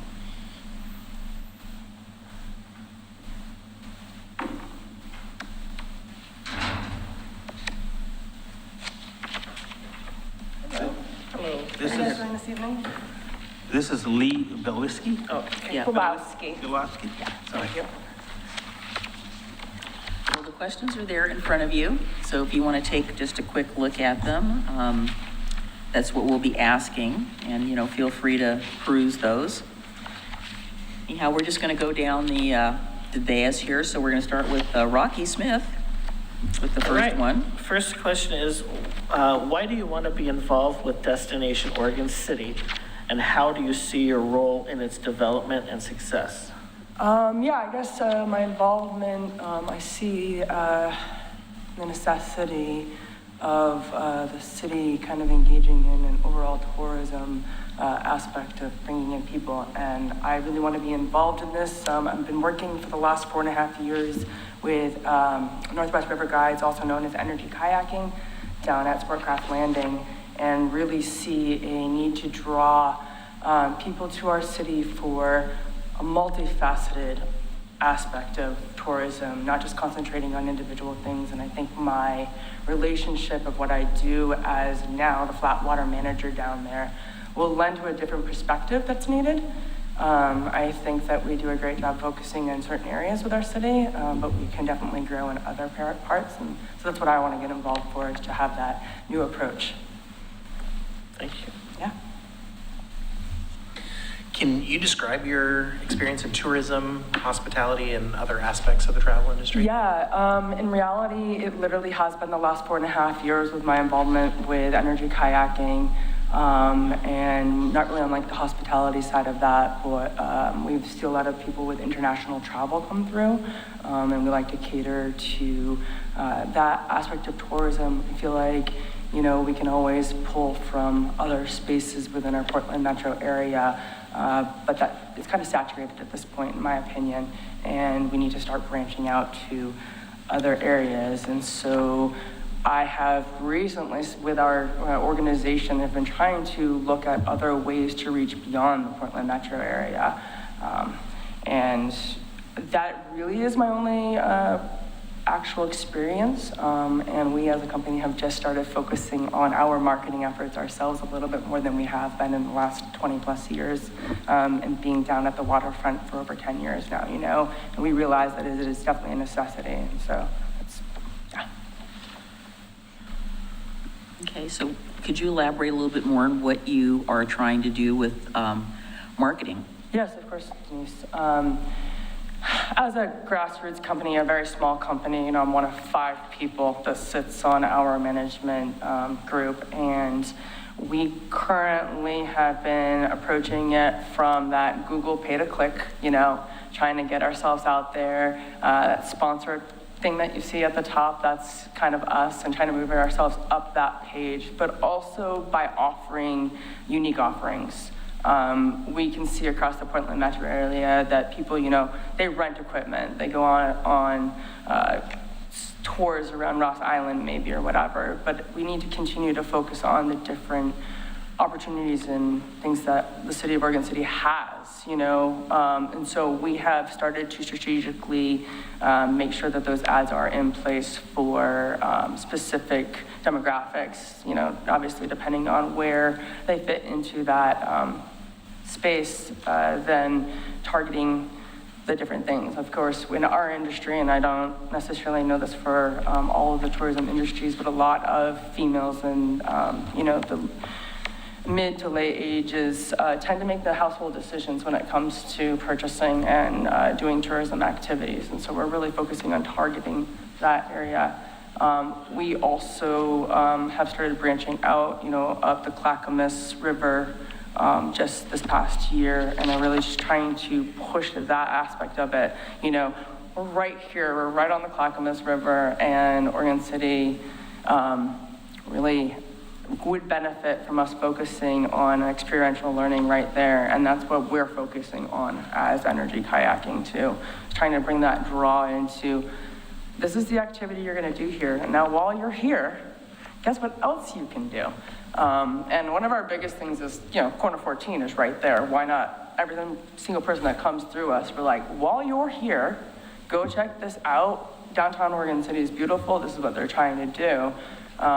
And we're moving beyond just, I guess at one point we were a communication marketing, right? I would have a conversation with a friend would tell a friend, and we've started to move beyond that in the last few years and really targeting audiences.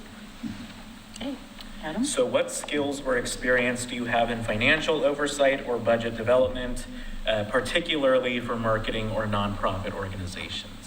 Yeah, I obviously already said that my limited aspect of involvement in the tourism industry. However, in my past lives, past experiences, I have been involved with creating strategic budgets for organizations. I used to work for a massage organization and had to project necessary budgets for staffing, equipment needs, and also marketing needs, to the extent of, I could say, you know, I'm involved in telling the developer or the director where to ad spend, you know, not necessarily how much, because I'm not that financial person, but also to, do we continue to target this sector, or do we think that we need to take a different approach by analyzing the data, the return on investment, et cetera. Okay, awesome. What experience do you have as a board member for a nonprofit organization? I have none. Yeah, this would be an awesome opportunity for me. It's very excitable for me. Obviously, transparency right here.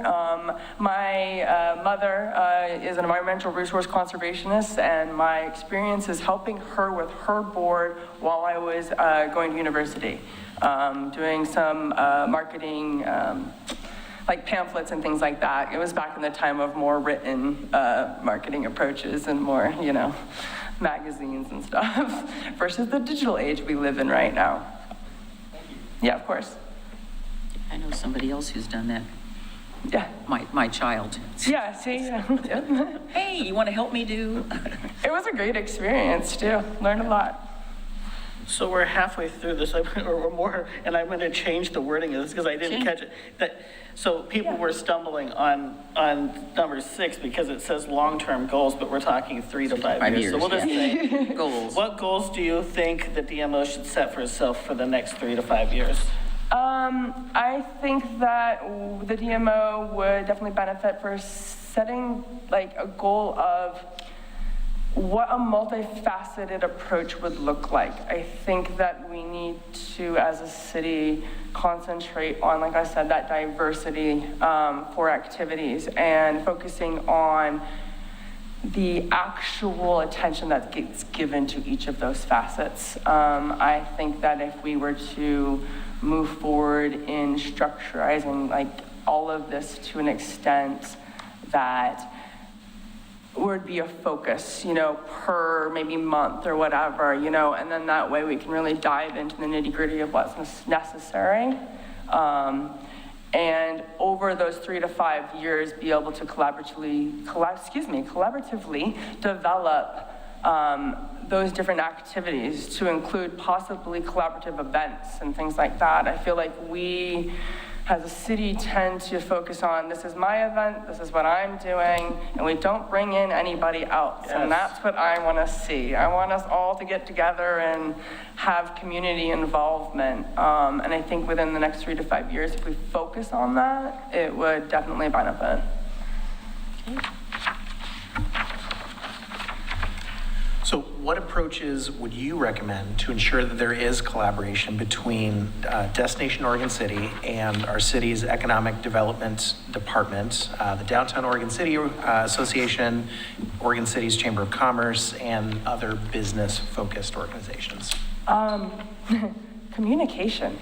I also feel that when we collaborate, we need to mitigate barriers. I find that people have great ideas, they want to implement things, and then all of a sudden, one hand isn't helping the other hand.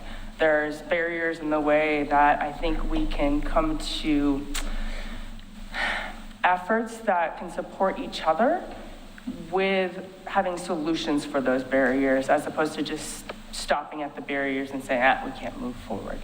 So I think that would be the biggest thing for me. Adam? How would you handle conflicts of interest or differing opinions among board members, an executive director, stakeholders, or the community? A listening approach and an understanding approach with compassion. I think we all come from different experiences, and all of those different experiences bring value.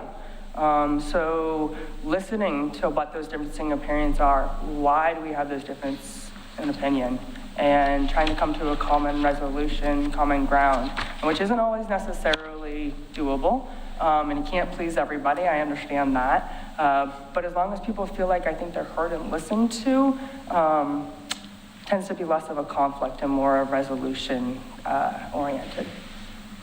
And then how would you handle potential conflicts of interest? Yeah, I mean, for me, I would have a conversation. Conflict of interest, can you reword that question for me, if you will? So how would you handle if something came before you as a board member that you had a personal financial stake in? Or the company that you work for? Okay, yeah, no, great question, thank you. And thank you for, for me, this is outside of that. I think for a conflict of interest for me, there really isn't tending to be one. I'm here to grow Oregon City, and not and yes, it benefits my business, but I'm not here to represent them. I'm here to represent a community member who has interest in this city. I fell in love with this city about 7 years ago, moved here, and have just become passionate about the growth potential here. I feel that, yes, conflicts of interest could come up because, of course, I do work for an organization that is pretty heavily involved in the city. And my approach to whether I receive that from my own side is to really step back and say, you know, that's not my place. This is not for us to have these conversations. That is not why I became part of this. Hopefully that answered your question. Yeah. Outside of board meetings, what would you think is your responsibility as a Destination Oregon City board member? Face of Oregon City, like constantly connecting. You know, like the government's conference on tourism, being there, being a face there, just reaching out to other organizations. I'm not just here to sit in a room and have discussions about what can be done, getting involved in the community and actually helping these things get done. Yeah, of course. Yeah. So this organization will be working with an executive director. And what do you think the board members, how do you think they should work together with an executive director? Obviously collaboratively, and communication is key in that. But I think the board, it's their job to come to the executive director with ideas and approaches, and give outlines where we think things may or may not work properly, and then allow the executive director to come up with decision-making solutions, or coming back to the board and having discussions in and around possible outcomes. But really for us to be giving insight to the needs of the tourism industry to that executive director. Awesome. Do you have any questions for us? I don't. I did a lot of work and research and learning about Oregon City because I've only been here for 4.5 years, and I fell in love a little bit more, so that's good. Thank you guys for your time, though. Yeah. You know Oregon City a lot better than a lot of people already. Yeah. Oh, that's great. Yeah. One other thing I wanted to say too, if I could, is I would love to see different faces on this board. Yeah. Even just seeing the people come through for the interview, they're all involved in other things already and still have some of the same, approaches and opinions. And so different faces, I think, is definitely a necessity for the city too. Well, none of those people in the out there are involved in any of the other stuff. No, but like you just see their faces. No, not even that, not even like on boards, Denise, but more like I want other people in Oregon City to be involved than just the typical people. These aren't the typical people. Good. I assure you. Good. Glad to hear that. Yeah. Good. Okay. Awesome. Thank you so much. Awesome. Thanks, Denise.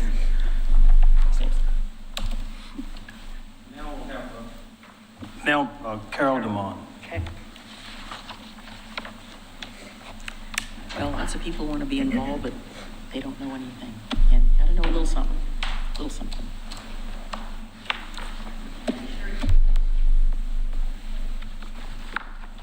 So is there anybody else out there? Okay, best for last, okay.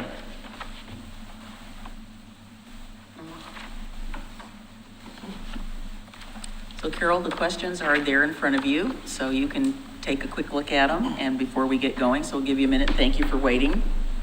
We didn't pick the order, so. All right. It's two-sided, so just take a quick look if you like.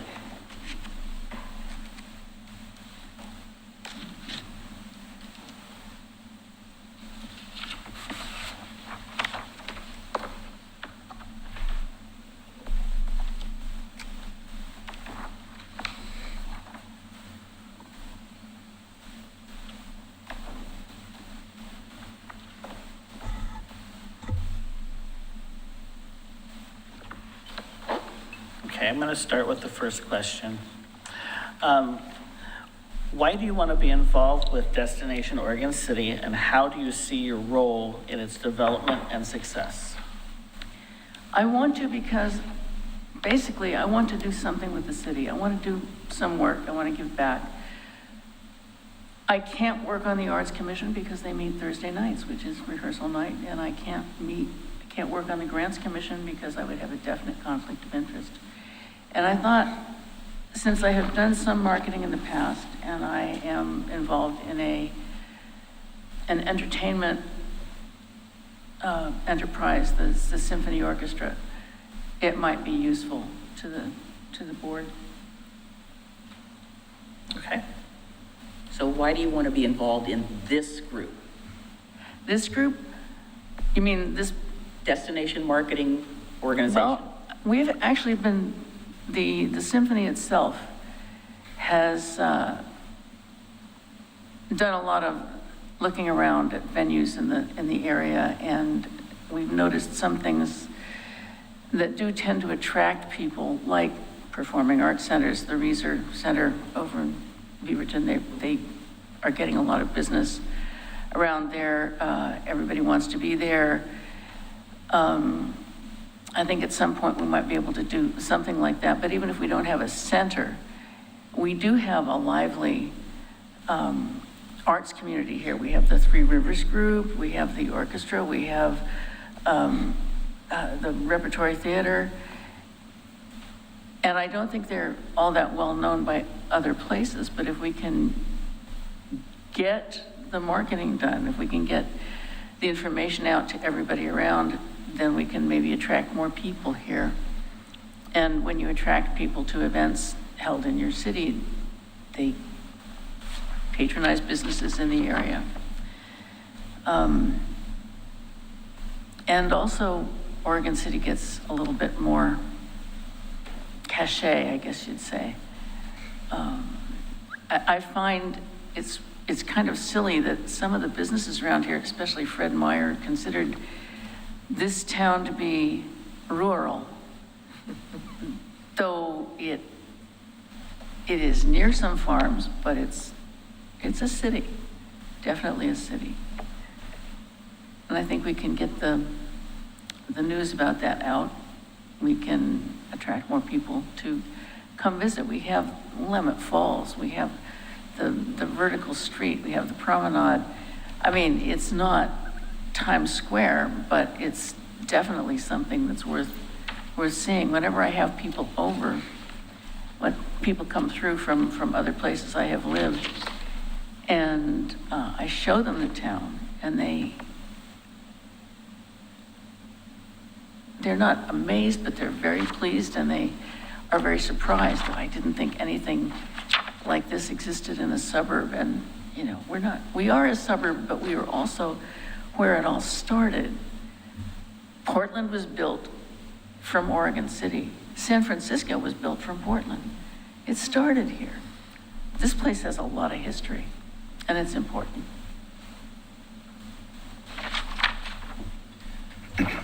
So can you describe your experience in tourism, hospitality, and other aspects of the travel industry? I do not have experience in the travel industry. I do have some experience in drawing audiences from around, and I think I explained this in my application. I'm not really, I haven't done planning, but I have considered getting the draw of audiences.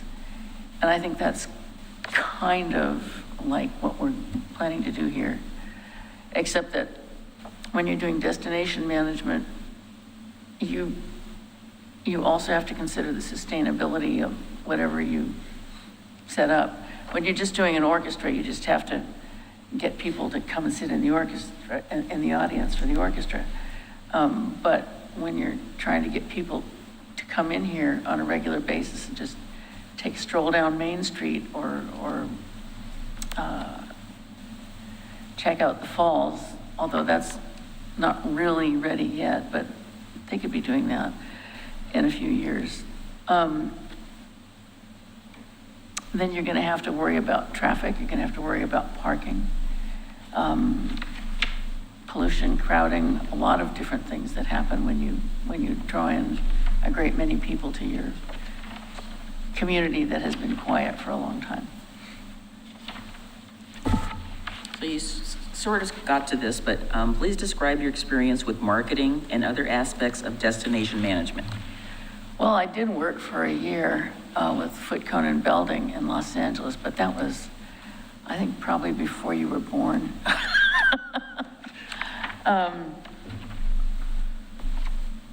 I have only I've only had experience marketing in terms of getting audiences to come. And we have recently improved our audience numbers considerably since I took over the management of that. And so I think when you're trying to persuade people to do anything, which is what marketing is, you have to tell them why they want to give you what you're asking for. I do have 20 years experience as an attorney for the California Public Utilities Commission, and I won a lot of cases. I think I can think of 2 that I didn't win, but what you have to do is figure out what the commissioners want. The commissioners want to make sure that the market is taken care of. Well, then you say, if you don't enforce against this particular person, that skews the market in favor of people who don't obey the law. So that sort of thing. When you're trying to get people to come to an event or a place, you have to know roughly what people, it's a great number of people that you're talking to, and you're not going to get all of them, but you have to think what would be popular for people to come and see, what would people like to come and see, what would people like to come and experience. And then you put out there what it is that you're offering. And that will convince some people that they want to come, and then they do. So what skills or experience do you have in financial oversight or budget development, particularly for marketing or nonprofit organizations? Oh, well, that's a good one, because I've been working with the Willamette Falls Symphony Orchestra for some years. I've been on the board for over 10 years. I also did some work on the board of the Oregon Mahler Festival, which is a project of the Willamette Falls Symphony. And we do an awful lot of budget oversight. We have to consider what we need and whether we can afford it, what level of quality we are willing to accept in order to get whatever it is we need. And we have to keep track of what's going on financially, make sure that the budgetary allocations are being spent in the manner and amounts that we have authorized. Well, Right. you kind of already answered this one, but if there's anything you want to expand, what experience do you have as a board member for a nonprofit organization? Well, I think definitely every symphony orchestra in the world is nonprofit when you come right down to it, but they bleed money. But I have also worked, not on boards, but I have worked with other nonprofits in the past. I majored in music. And before I went to law school, I was involved in a number of performing groups. And after I went to law school, I continued to be in performing groups. I think I have always been drawn to nonprofit organizations. I've always wanted to do things that make life a little better. Food banks, blood drives, performing arts, mostly because that's where my expertise is. I would do legal stuff here too, except that I don't have a license in Oregon, and I don't especially want to leave music behind again, so. Probably the only way you stayed sane going through law school was being involved in Pardon? I says probably the only way you maintained your sanity going through law school by being involved in performing arts. Well, actually, it was a good law school. It was pretty easy it was, you know, it was Stanford. It's not like Harvard where they tell you to turn to your left and turn to your right. One of you will be missing next year. Yeah. At Stanford, the joke was that they tell you your first class, look to your left, look to your right. These guys are going to be around forever. It says the only way, this is John Kaplan who said it, the only way you flunk out of Stanford Law School is if you want to. So nobody did. It was not, of course, the big thing was getting in. Yeah. But then, once you were there, they helped you through everything that you wanted. So it was not maddening as it can be in other places. All right, So, Rocky. I'm sorry. I Take shouldn't us have- home. What goals do you think the DMO should set for itself for the next 3 to 5 years? I admit that I am definitely short of knowledge in that area. I've been trying to figure it out, and I can't. There's a paucity of information about where it is now. So since I don't know where DMO is now, it's harder for me to see where it can go to. Well, I definitely it doesn't exist yet. So Oh, well, that's probably why there's no information So on it's it. only going to go up from here. Well, in that case, That's why you're everything's here. coming up roses. Well, the whole point of destination marketing and management is to get people to come to your area and without making a mess and leaving it dirty or whatever. So I think DMO should try and figure out a realistic way or a realistic number of events and services that can be set up that can attract people. It should figure out how many people it wants coming in at any given time, and then that can increase with the years. The long-term goal, I mean, for any destination marketing organization is to have the destination that you're representing grow, be better known, be better patronized, I guess improving the reputation is not a bad thing either. But as it becomes known, as more and more people come here and check it out as an interesting place in itself, then its reputation will grow. Thank you. So what approaches would you take, how would you recommend to ensure there's collaboration between DMO, our city's economic development department, the Downtown Oregon City Association, our Chamber of Commerce, and other business-focused organizations? Well, in my experience with the Public Utilities Commission, we had to have economists, engineers, accountants, and politicians all working with each other. And I think the main thing that I would say fosters good collaboration is good communication.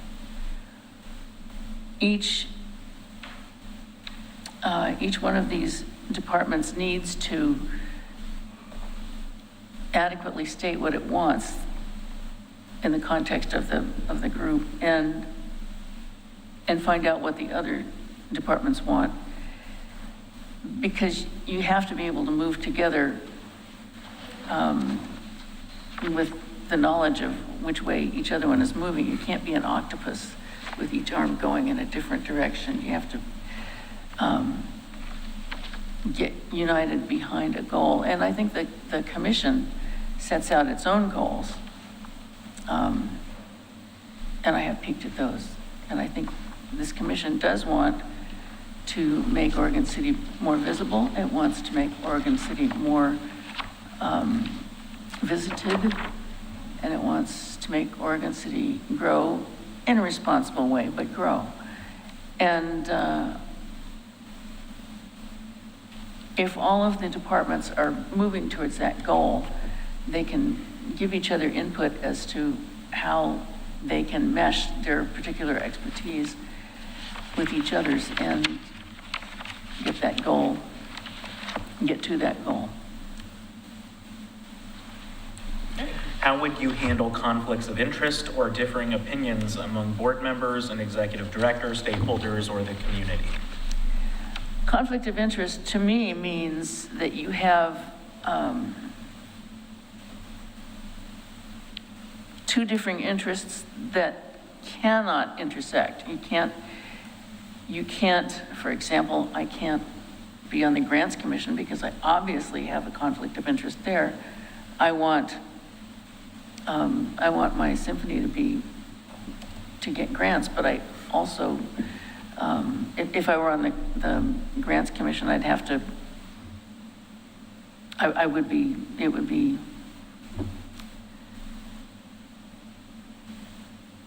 against the public interest for me to be making decisions about grants.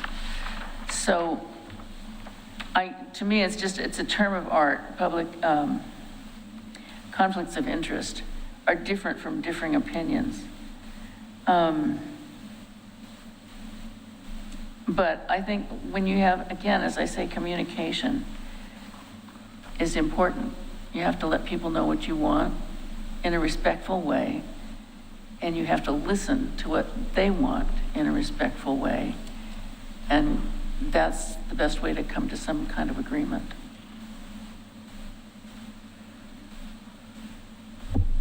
Okay, outside of board meetings, what would you think is your responsibility as a Destination Oregon City board member?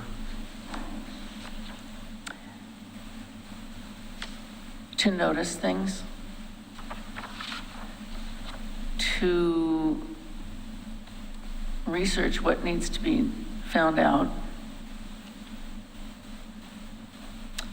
to interact with the community and find out what the needs are in terms of getting people to particular areas.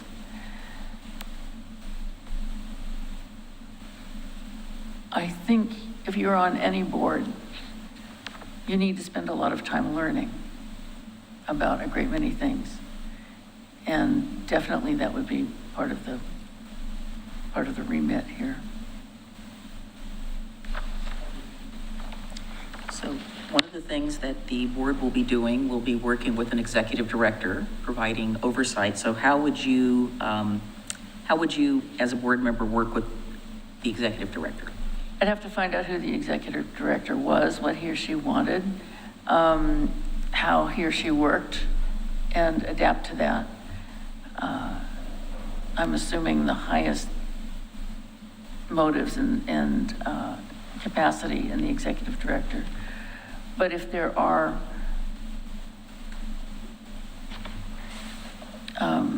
places where any of the members of the board can help the executive director, then they should definitely do that. But executive directors So how would you have to provide, be, how would they're you the provide captain. oversight? Pardon? How would you provide oversight?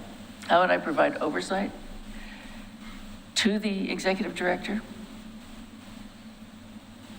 I'm sorry, I thought you meant the executive director of the commission, not an executive director under the authority of the commission. That's what it would be? Yeah, it would be. Pardon? That's what it would be. Okay. Well, if it's under the authority of the commission, then you would have to find out, well, an executive is one who executes decisions, so we would make our decisions. You'd have to follow what the executive order is doing, what the executive officer is doing.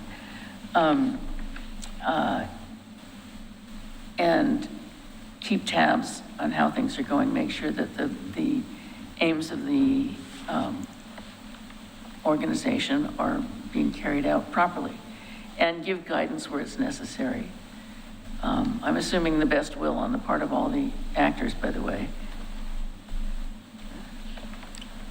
Do you have any questions for us? No.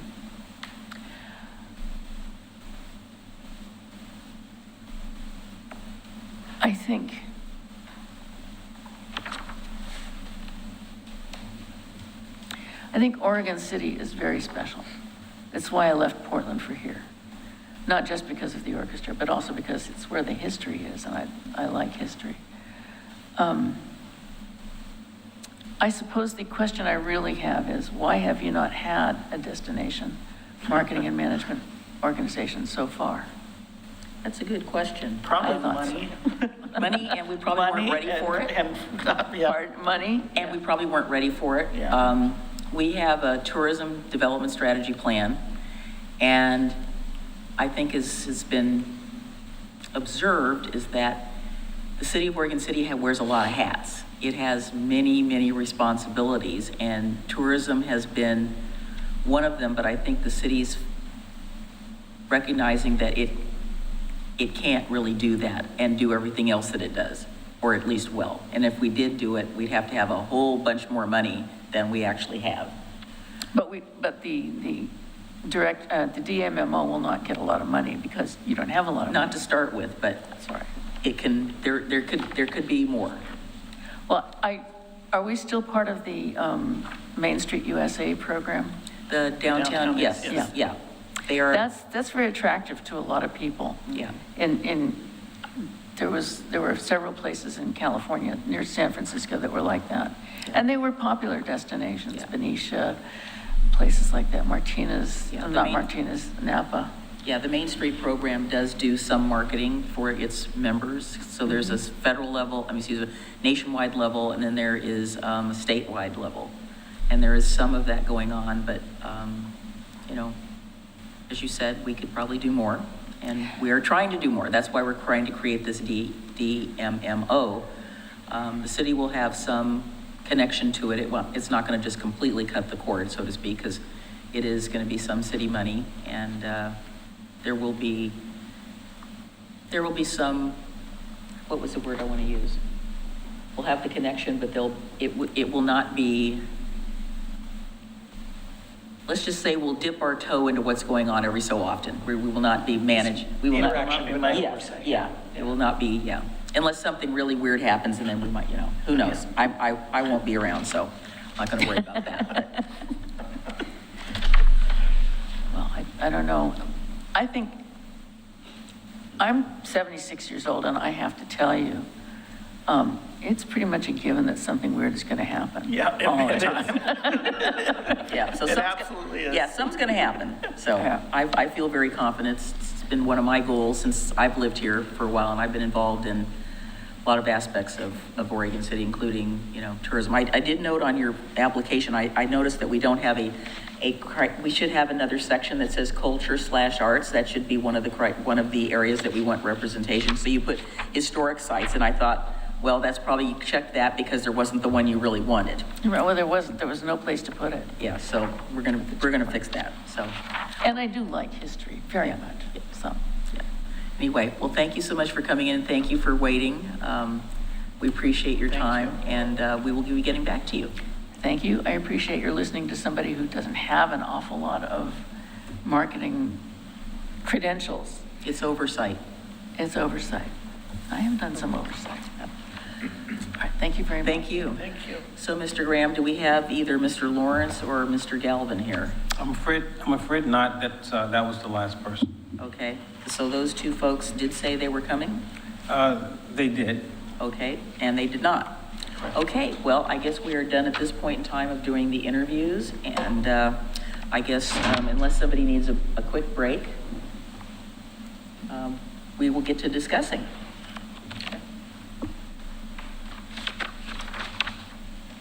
So who would like to start? Well, I guess in general, I thought that the candidates as a whole represented a good variety of different categories.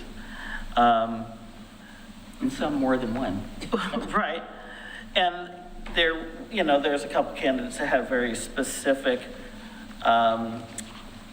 attachments or very specific involvement to various parts of tourism. And I don't necessarily think that's a bad thing. it's something that I would like to see, you know, a variety of opinions on the board. I think, I mean, so I don't necessarily have, I think having, let's see. Well, when, you know, Lowell has a lot of experience on the river, maybe not so much experience in what the DMO is. And then our previous candidate speaking about the symphony, and I'm kind of talking about those two in general. It's good to have a variety of different people and opinions on the board. I'm not necessarily saying those people, but I've had a hard time balancing sometimes, especially the last comment you made about we got in a big battle when the Arts Commission failed because it was blending its goals with history. And there's some times where, you know, in tourism, you want to have a little bit of a balance, but there's also some times where you want tourism to do tourism and art to do art. And so I have a hard time with that balance of having a wide range of opinions, but yet you also want a piece of that, right? Because there is a component of the arts and productions and things that happen in this town that would benefit some sort of opinion in tourism. I would agree. So it's a fine balance. I think we have some candidates that, and what I said, it's, you know, we talked about the usual suspects. Well, some of these are the usual suspects that have been involved in Oregon City tourism and on committees for decades, which I also don't think is a bad thing necessarily, as long as you have a balance of new opinions and people that know their stuff. So I think it's good to have some of the business owners that have been involved in tourism, like Bryce, involved. I think, you know, it's very important, as it has been in the past, to have someone with the hotel involved. So I think I think all these candidates could serve a place on the committee. I would rank some of them higher than others, but I think it's a good mix. Scott? So I agree, there's a good mix of folks from different, you know, experiences, and I also want to just acknowledge that every one of these people that interviewed tonight is wanting to volunteer their time, right? They're doing this recognizing it's, you know, an unpaid position and for the good of the city. Well, most of them. You know, as we're looking at candidates, you know, there were a couple candidates, you know, Bryce, I think, and Holly, where I feel like, hey, you know, I feel like they do a great job, you know, on the organization. There are other candidates I think that could. Those are the two for me particularly. I think I would support. I think there are others again that we could talk and discuss. I think there's, yeah, I think I'm going to leave it at that. Michael? Turn your mic on. Thank you. For me, I think Holly, Bryce, and Corinne were pretty clear choices. I think Lee would bring a really interesting, different viewpoint. Agree. Yeah, I would agree. Yeah. Beyond that, I struggle a little bit. So I'll just leave that there. But I've got a concern that I want to bring up, and I think I need to rely on Mayor McGriff and Commissioner Smith, and maybe have some more information. I was surprised that there were not any candidates from any of the, call it, house, museum, historics. No one from Friends of the Ermitinger House, no one from Stevens Crawford House, no one from Rose Farm. So you're talking about mood? No. Well, Stevens Crawford belongs to the Museum of the Oregon Territory, Clackamas County Historical Society. What I'm talking about is the museum. Or, the house museum type, Right. Rose Farm. No candidates. And I know one of the things that we have talked about is a weakness in our tourism program is lack of coordination, lack of common hours, lack of ticketing. Right. So why are those organizations not wanting to be involved?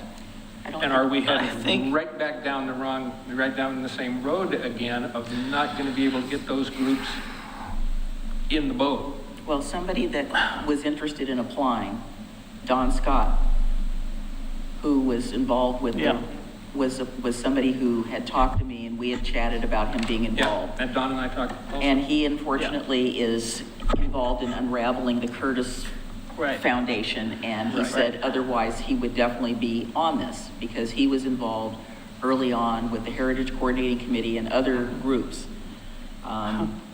It's not that I'd let all of them know that this was coming up, all the House Museum folks. I think personally, if those organizations have not had the bandwidth to barely survive themselves, they're not gonna, that's a lot of extra involvement. And I know that a lot of those entities have been having this conversation for 20 years and are tired. And I think just everyday operations is enough. That'd be my guess. I don't think at all it's that they don't have an interest in it or a stake in it, because they have for so long. So it's more. And I think maybe the other side of it is maybe they're willing to say we've fought this battle long enough and we can hand it over to someone else for a little bit and see if they can be successful. So it's a bandwidth problem? I think so. I'm guessing that is, from my knowledge, is just the amount of involvement that they're already, although I guess, Corinne is that doesn't necessarily count as museum houses, but that fills in the museum piece as a position or a viewpoint. Okay, well, before we go on with that, let me turn it over to Adam. Thank you. I was impressed by all of our applicants, again, like it was already said, to varying degrees. I think there were others that rose to the top. I really wish that we had, in addition to what Commissioner Mitchell talked about, missing certain sectors, I wish we had had someone with more retail experience. That's, I think, going to be one of the main ones out of this pool of applicants that I see as missing. And I think it's unfortunate that we're currently in a position where 2 of the people who applied are not here, and so we have 7 applicants for 7 positions. And I don't want to, I'm trying to decide whether I want to prolong this process for the sake of making sure that we have the best board members possible versus getting this thing started, because I know we're all very eager to. And I know personally I would be comfortable with all of these people being on the board, but that doesn't necessarily mean that I don't think that there are other people who would be well suited as well, who can also fill in those gaps that we previously mentioned. I think that there were certain candidates who had different understandings of what a board executive director function looks like, and I think that's important to take into account, especially when we are considering that several of the applicants are from similar industries. I think that's one of the things that pushed certain candidates above the rest, is understanding and having clearly done the research into what this organization's scope of work will be, and recognizing that even though they are obviously going to be representing a certain industry, that they are not going to be making those decisions solely for that purpose. Right, and they're not going to be doing whatever, So let me just wrap it up. So I would like to suggest that, we had on the application, which sectors would you be representing? And I think we need to add culture and arts. And the reason I'm saying that is because I've had a longstanding concern about the Arts Alliance of Clackamas County. And one of the things that they are missing is the history part. And I've spoken to a couple of their board members whom I know, and I've spoken to their new executive director, and I said, it's very one-sided. And historic sites are also about culture.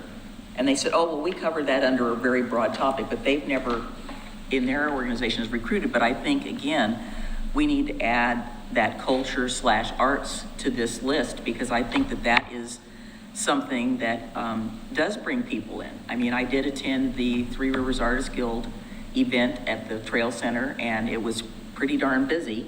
And I've gone the last few years, and I'm telling you, it's, you know, it does draw a certain segment. And they did have an information booth where they had information about, while you're here in Oregon City, what else can you do? Which I was, you know, I think that was directly related to Linda Orzen, you know, being in charge of it. But I think, to agree with everybody, I think we had some people that clearly stood out. I would definitely be, I don't want to just appoint people because we want to get it going. I think it's really critical that this first board that we are going to be appointing be able to get things going.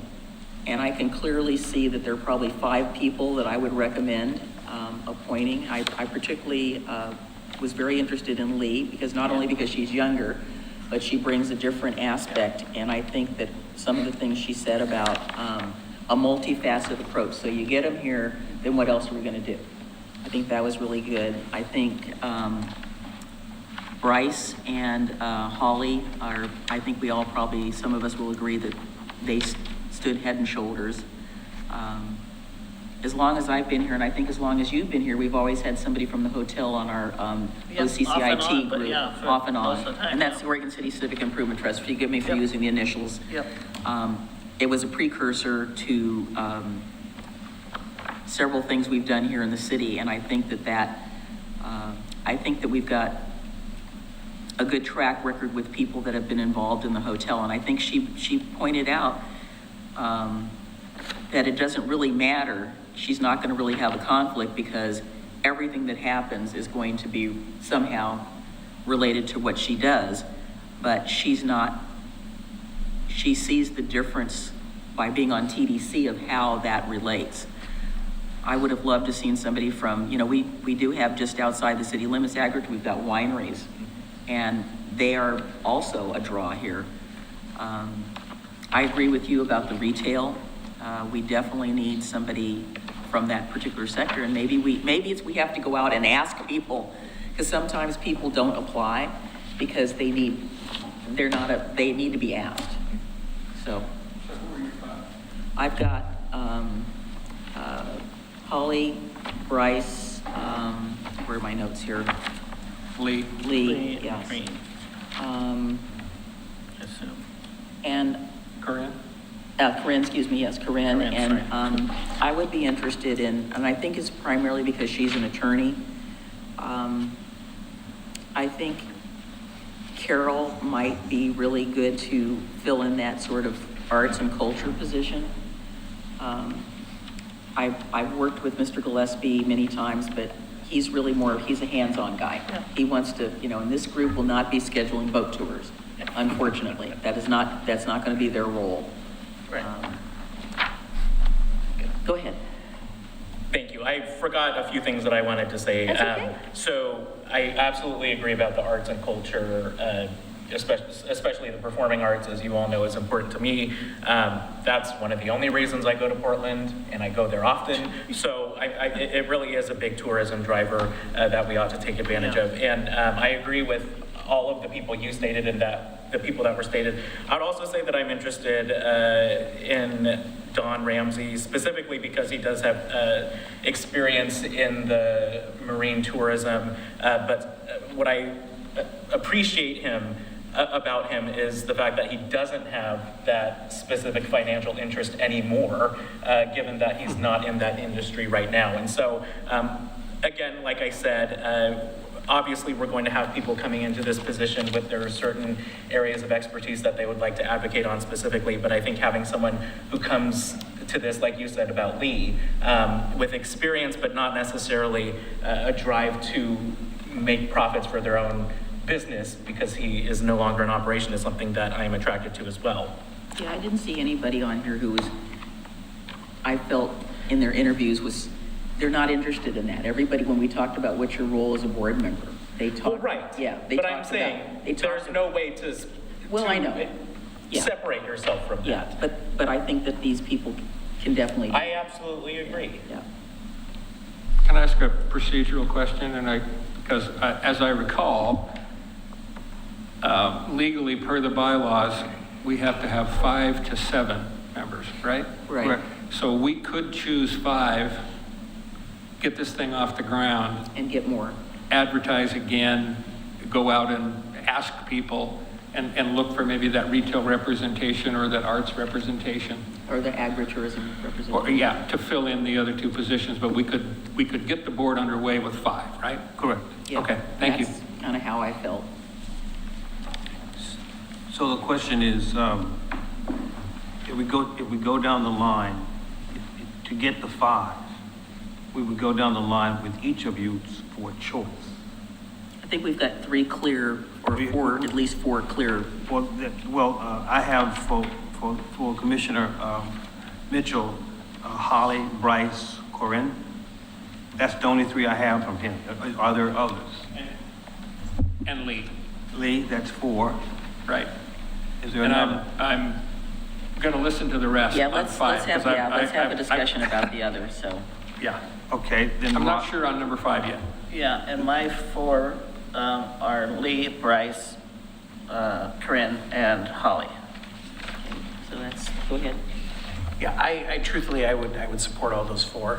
I think that, as, I can't remember who mentioned it, I think, Lee does bring kind of a different perspective, a different energy, I think would be a good appointment. Yeah. And Adam? Yeah. Commissioner? I agree with those, yes. So, all 5 have chosen Holly, Bryce, Corinne, and Lee. Yeah. And you would want to have a discussion about the 5th one, I'm gathering. Okay. So we're talking now between Dawn and Carol. So, Rocky? Well,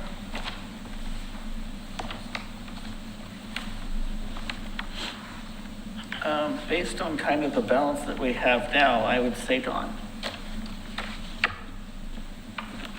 I didn't hear that one. Dawn. Oh, Don, okay. Okay. Okay.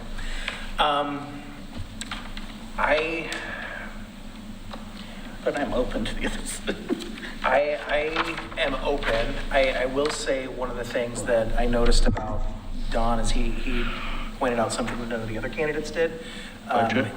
What's that? Budget or a lot of, Well, he mentioned as part of this of working with the Confederated Tribes of Grand Ronde, I think that with the Tumwater-Biller project, I think that would be an important aspect of it. None of the other candidates are Oh, yeah, they did. Yeah, I working wrote, with specifically? yeah, Oh, they talked about the tribes. I must have missed There were that. several of the candidates that mentioned the tribes. Okay, I apologize. I must have missed that. The only one I took- distinctly recall I took was Don. copious notes. Okay. I'm sorry, Commissioner Wilson, which one, what did you choose? Did you choose Don? Don Ramsey? Between the 2, I would say Don. Okay. Mike? Or you, let me hold you for, since you're still listening. So, go ahead. Adam? I would lean toward Dawn for the reasons that I stated, not, again, to clarify, not because I think that the others are here because they want to get money out of this, but I think that having that distinct separation is something that I appreciate about him. We all expect them to operate in that fashion, and I don't have any qualms about the others not being able to do that. But I think the uniqueness of having someone who was in that industry but is no longer is something that was attractive to me. Well, Mike, if you don't mind, I'll let you go last. I felt that Don was interesting, but to me, he didn't really have a whole lot of experience, which I'm not looking for that primarily, but his experience was extremely limited. And he may have had some minor experience with the Willamette Falls electric boat thing, but everything else was, I mean, he's a nice man. I think Carol is the better choice. Again, she's got a legal background, which I think might be helpful to this board. Not that she's legal in terms of but she's been on a nonprofit board. He really hasn't. He's primarily been the church.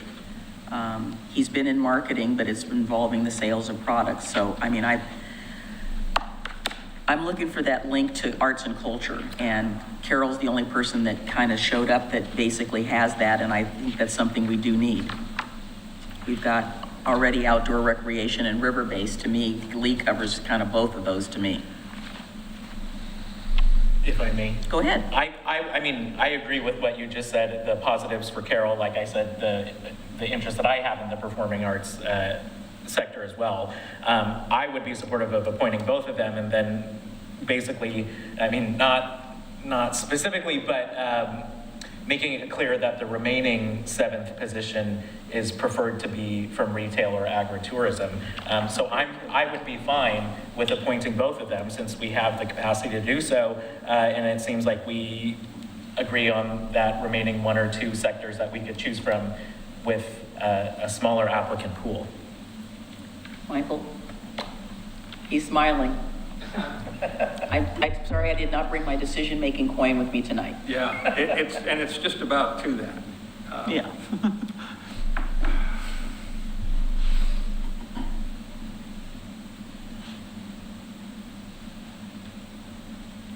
So if, I agree that arts position is important.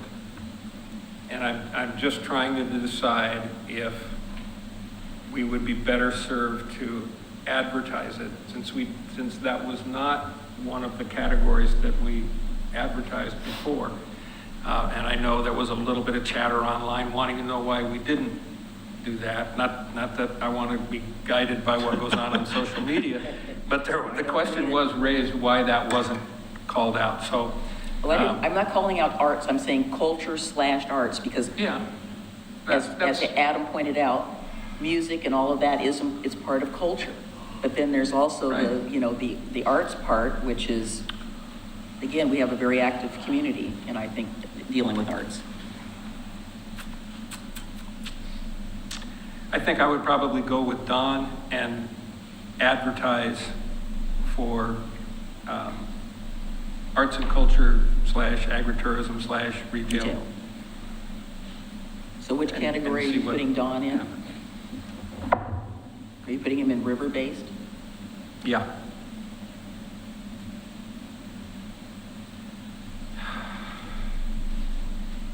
But I'm not in love with that answer though either. Well, I'm not in love with that either.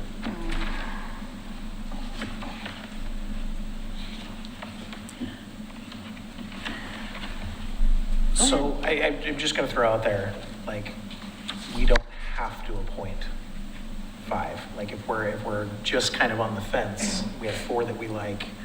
I would rather see this be done right, because especially this first appointments are going to essentially make or break the DMMO. And I think that we should do it judiciously in a way Well, that... we can hold those 2 in abeyance. We can hold them and say that we're going to re-advertise for some other for additional positions, and we can still consider them. We're just saying right now we've got a clear majority of the 4, and I think maybe we should go with that and get our staff to advertise ASAP. And we all know people that might be good for this, and so I think it behoove us all to talk to some of them and say, hey, were you aware that this was available, and would you be interested in applying? Not saying they're going to get it, but I kind of had to do that with one of the organizations that I have the appointment authority, and I said, well, let's hold this, but we don't have a whole lot of choices. So I wanted some more choices. So we're at re-advertising. So do you want to make a motion? I think Commissioner Smith wants to say something. He's humming and hawing. So let's get something on the table. We've I'm got, thinking about it, because at first I was going to say I agree with Adam, but now I don't know. yeah, so we've got 4. So let's make a motion for those 4. All right, I'm going to make a motion for the 4, Bryce, Holly, Corinne, and Lee. Second. Commissioner Smith, Aye. Commissioner Wilson, Aye. Commissioner Mitchell, Aye. Commissioner Mall, Aye. Mayor McGriff. Aye. Motion passes.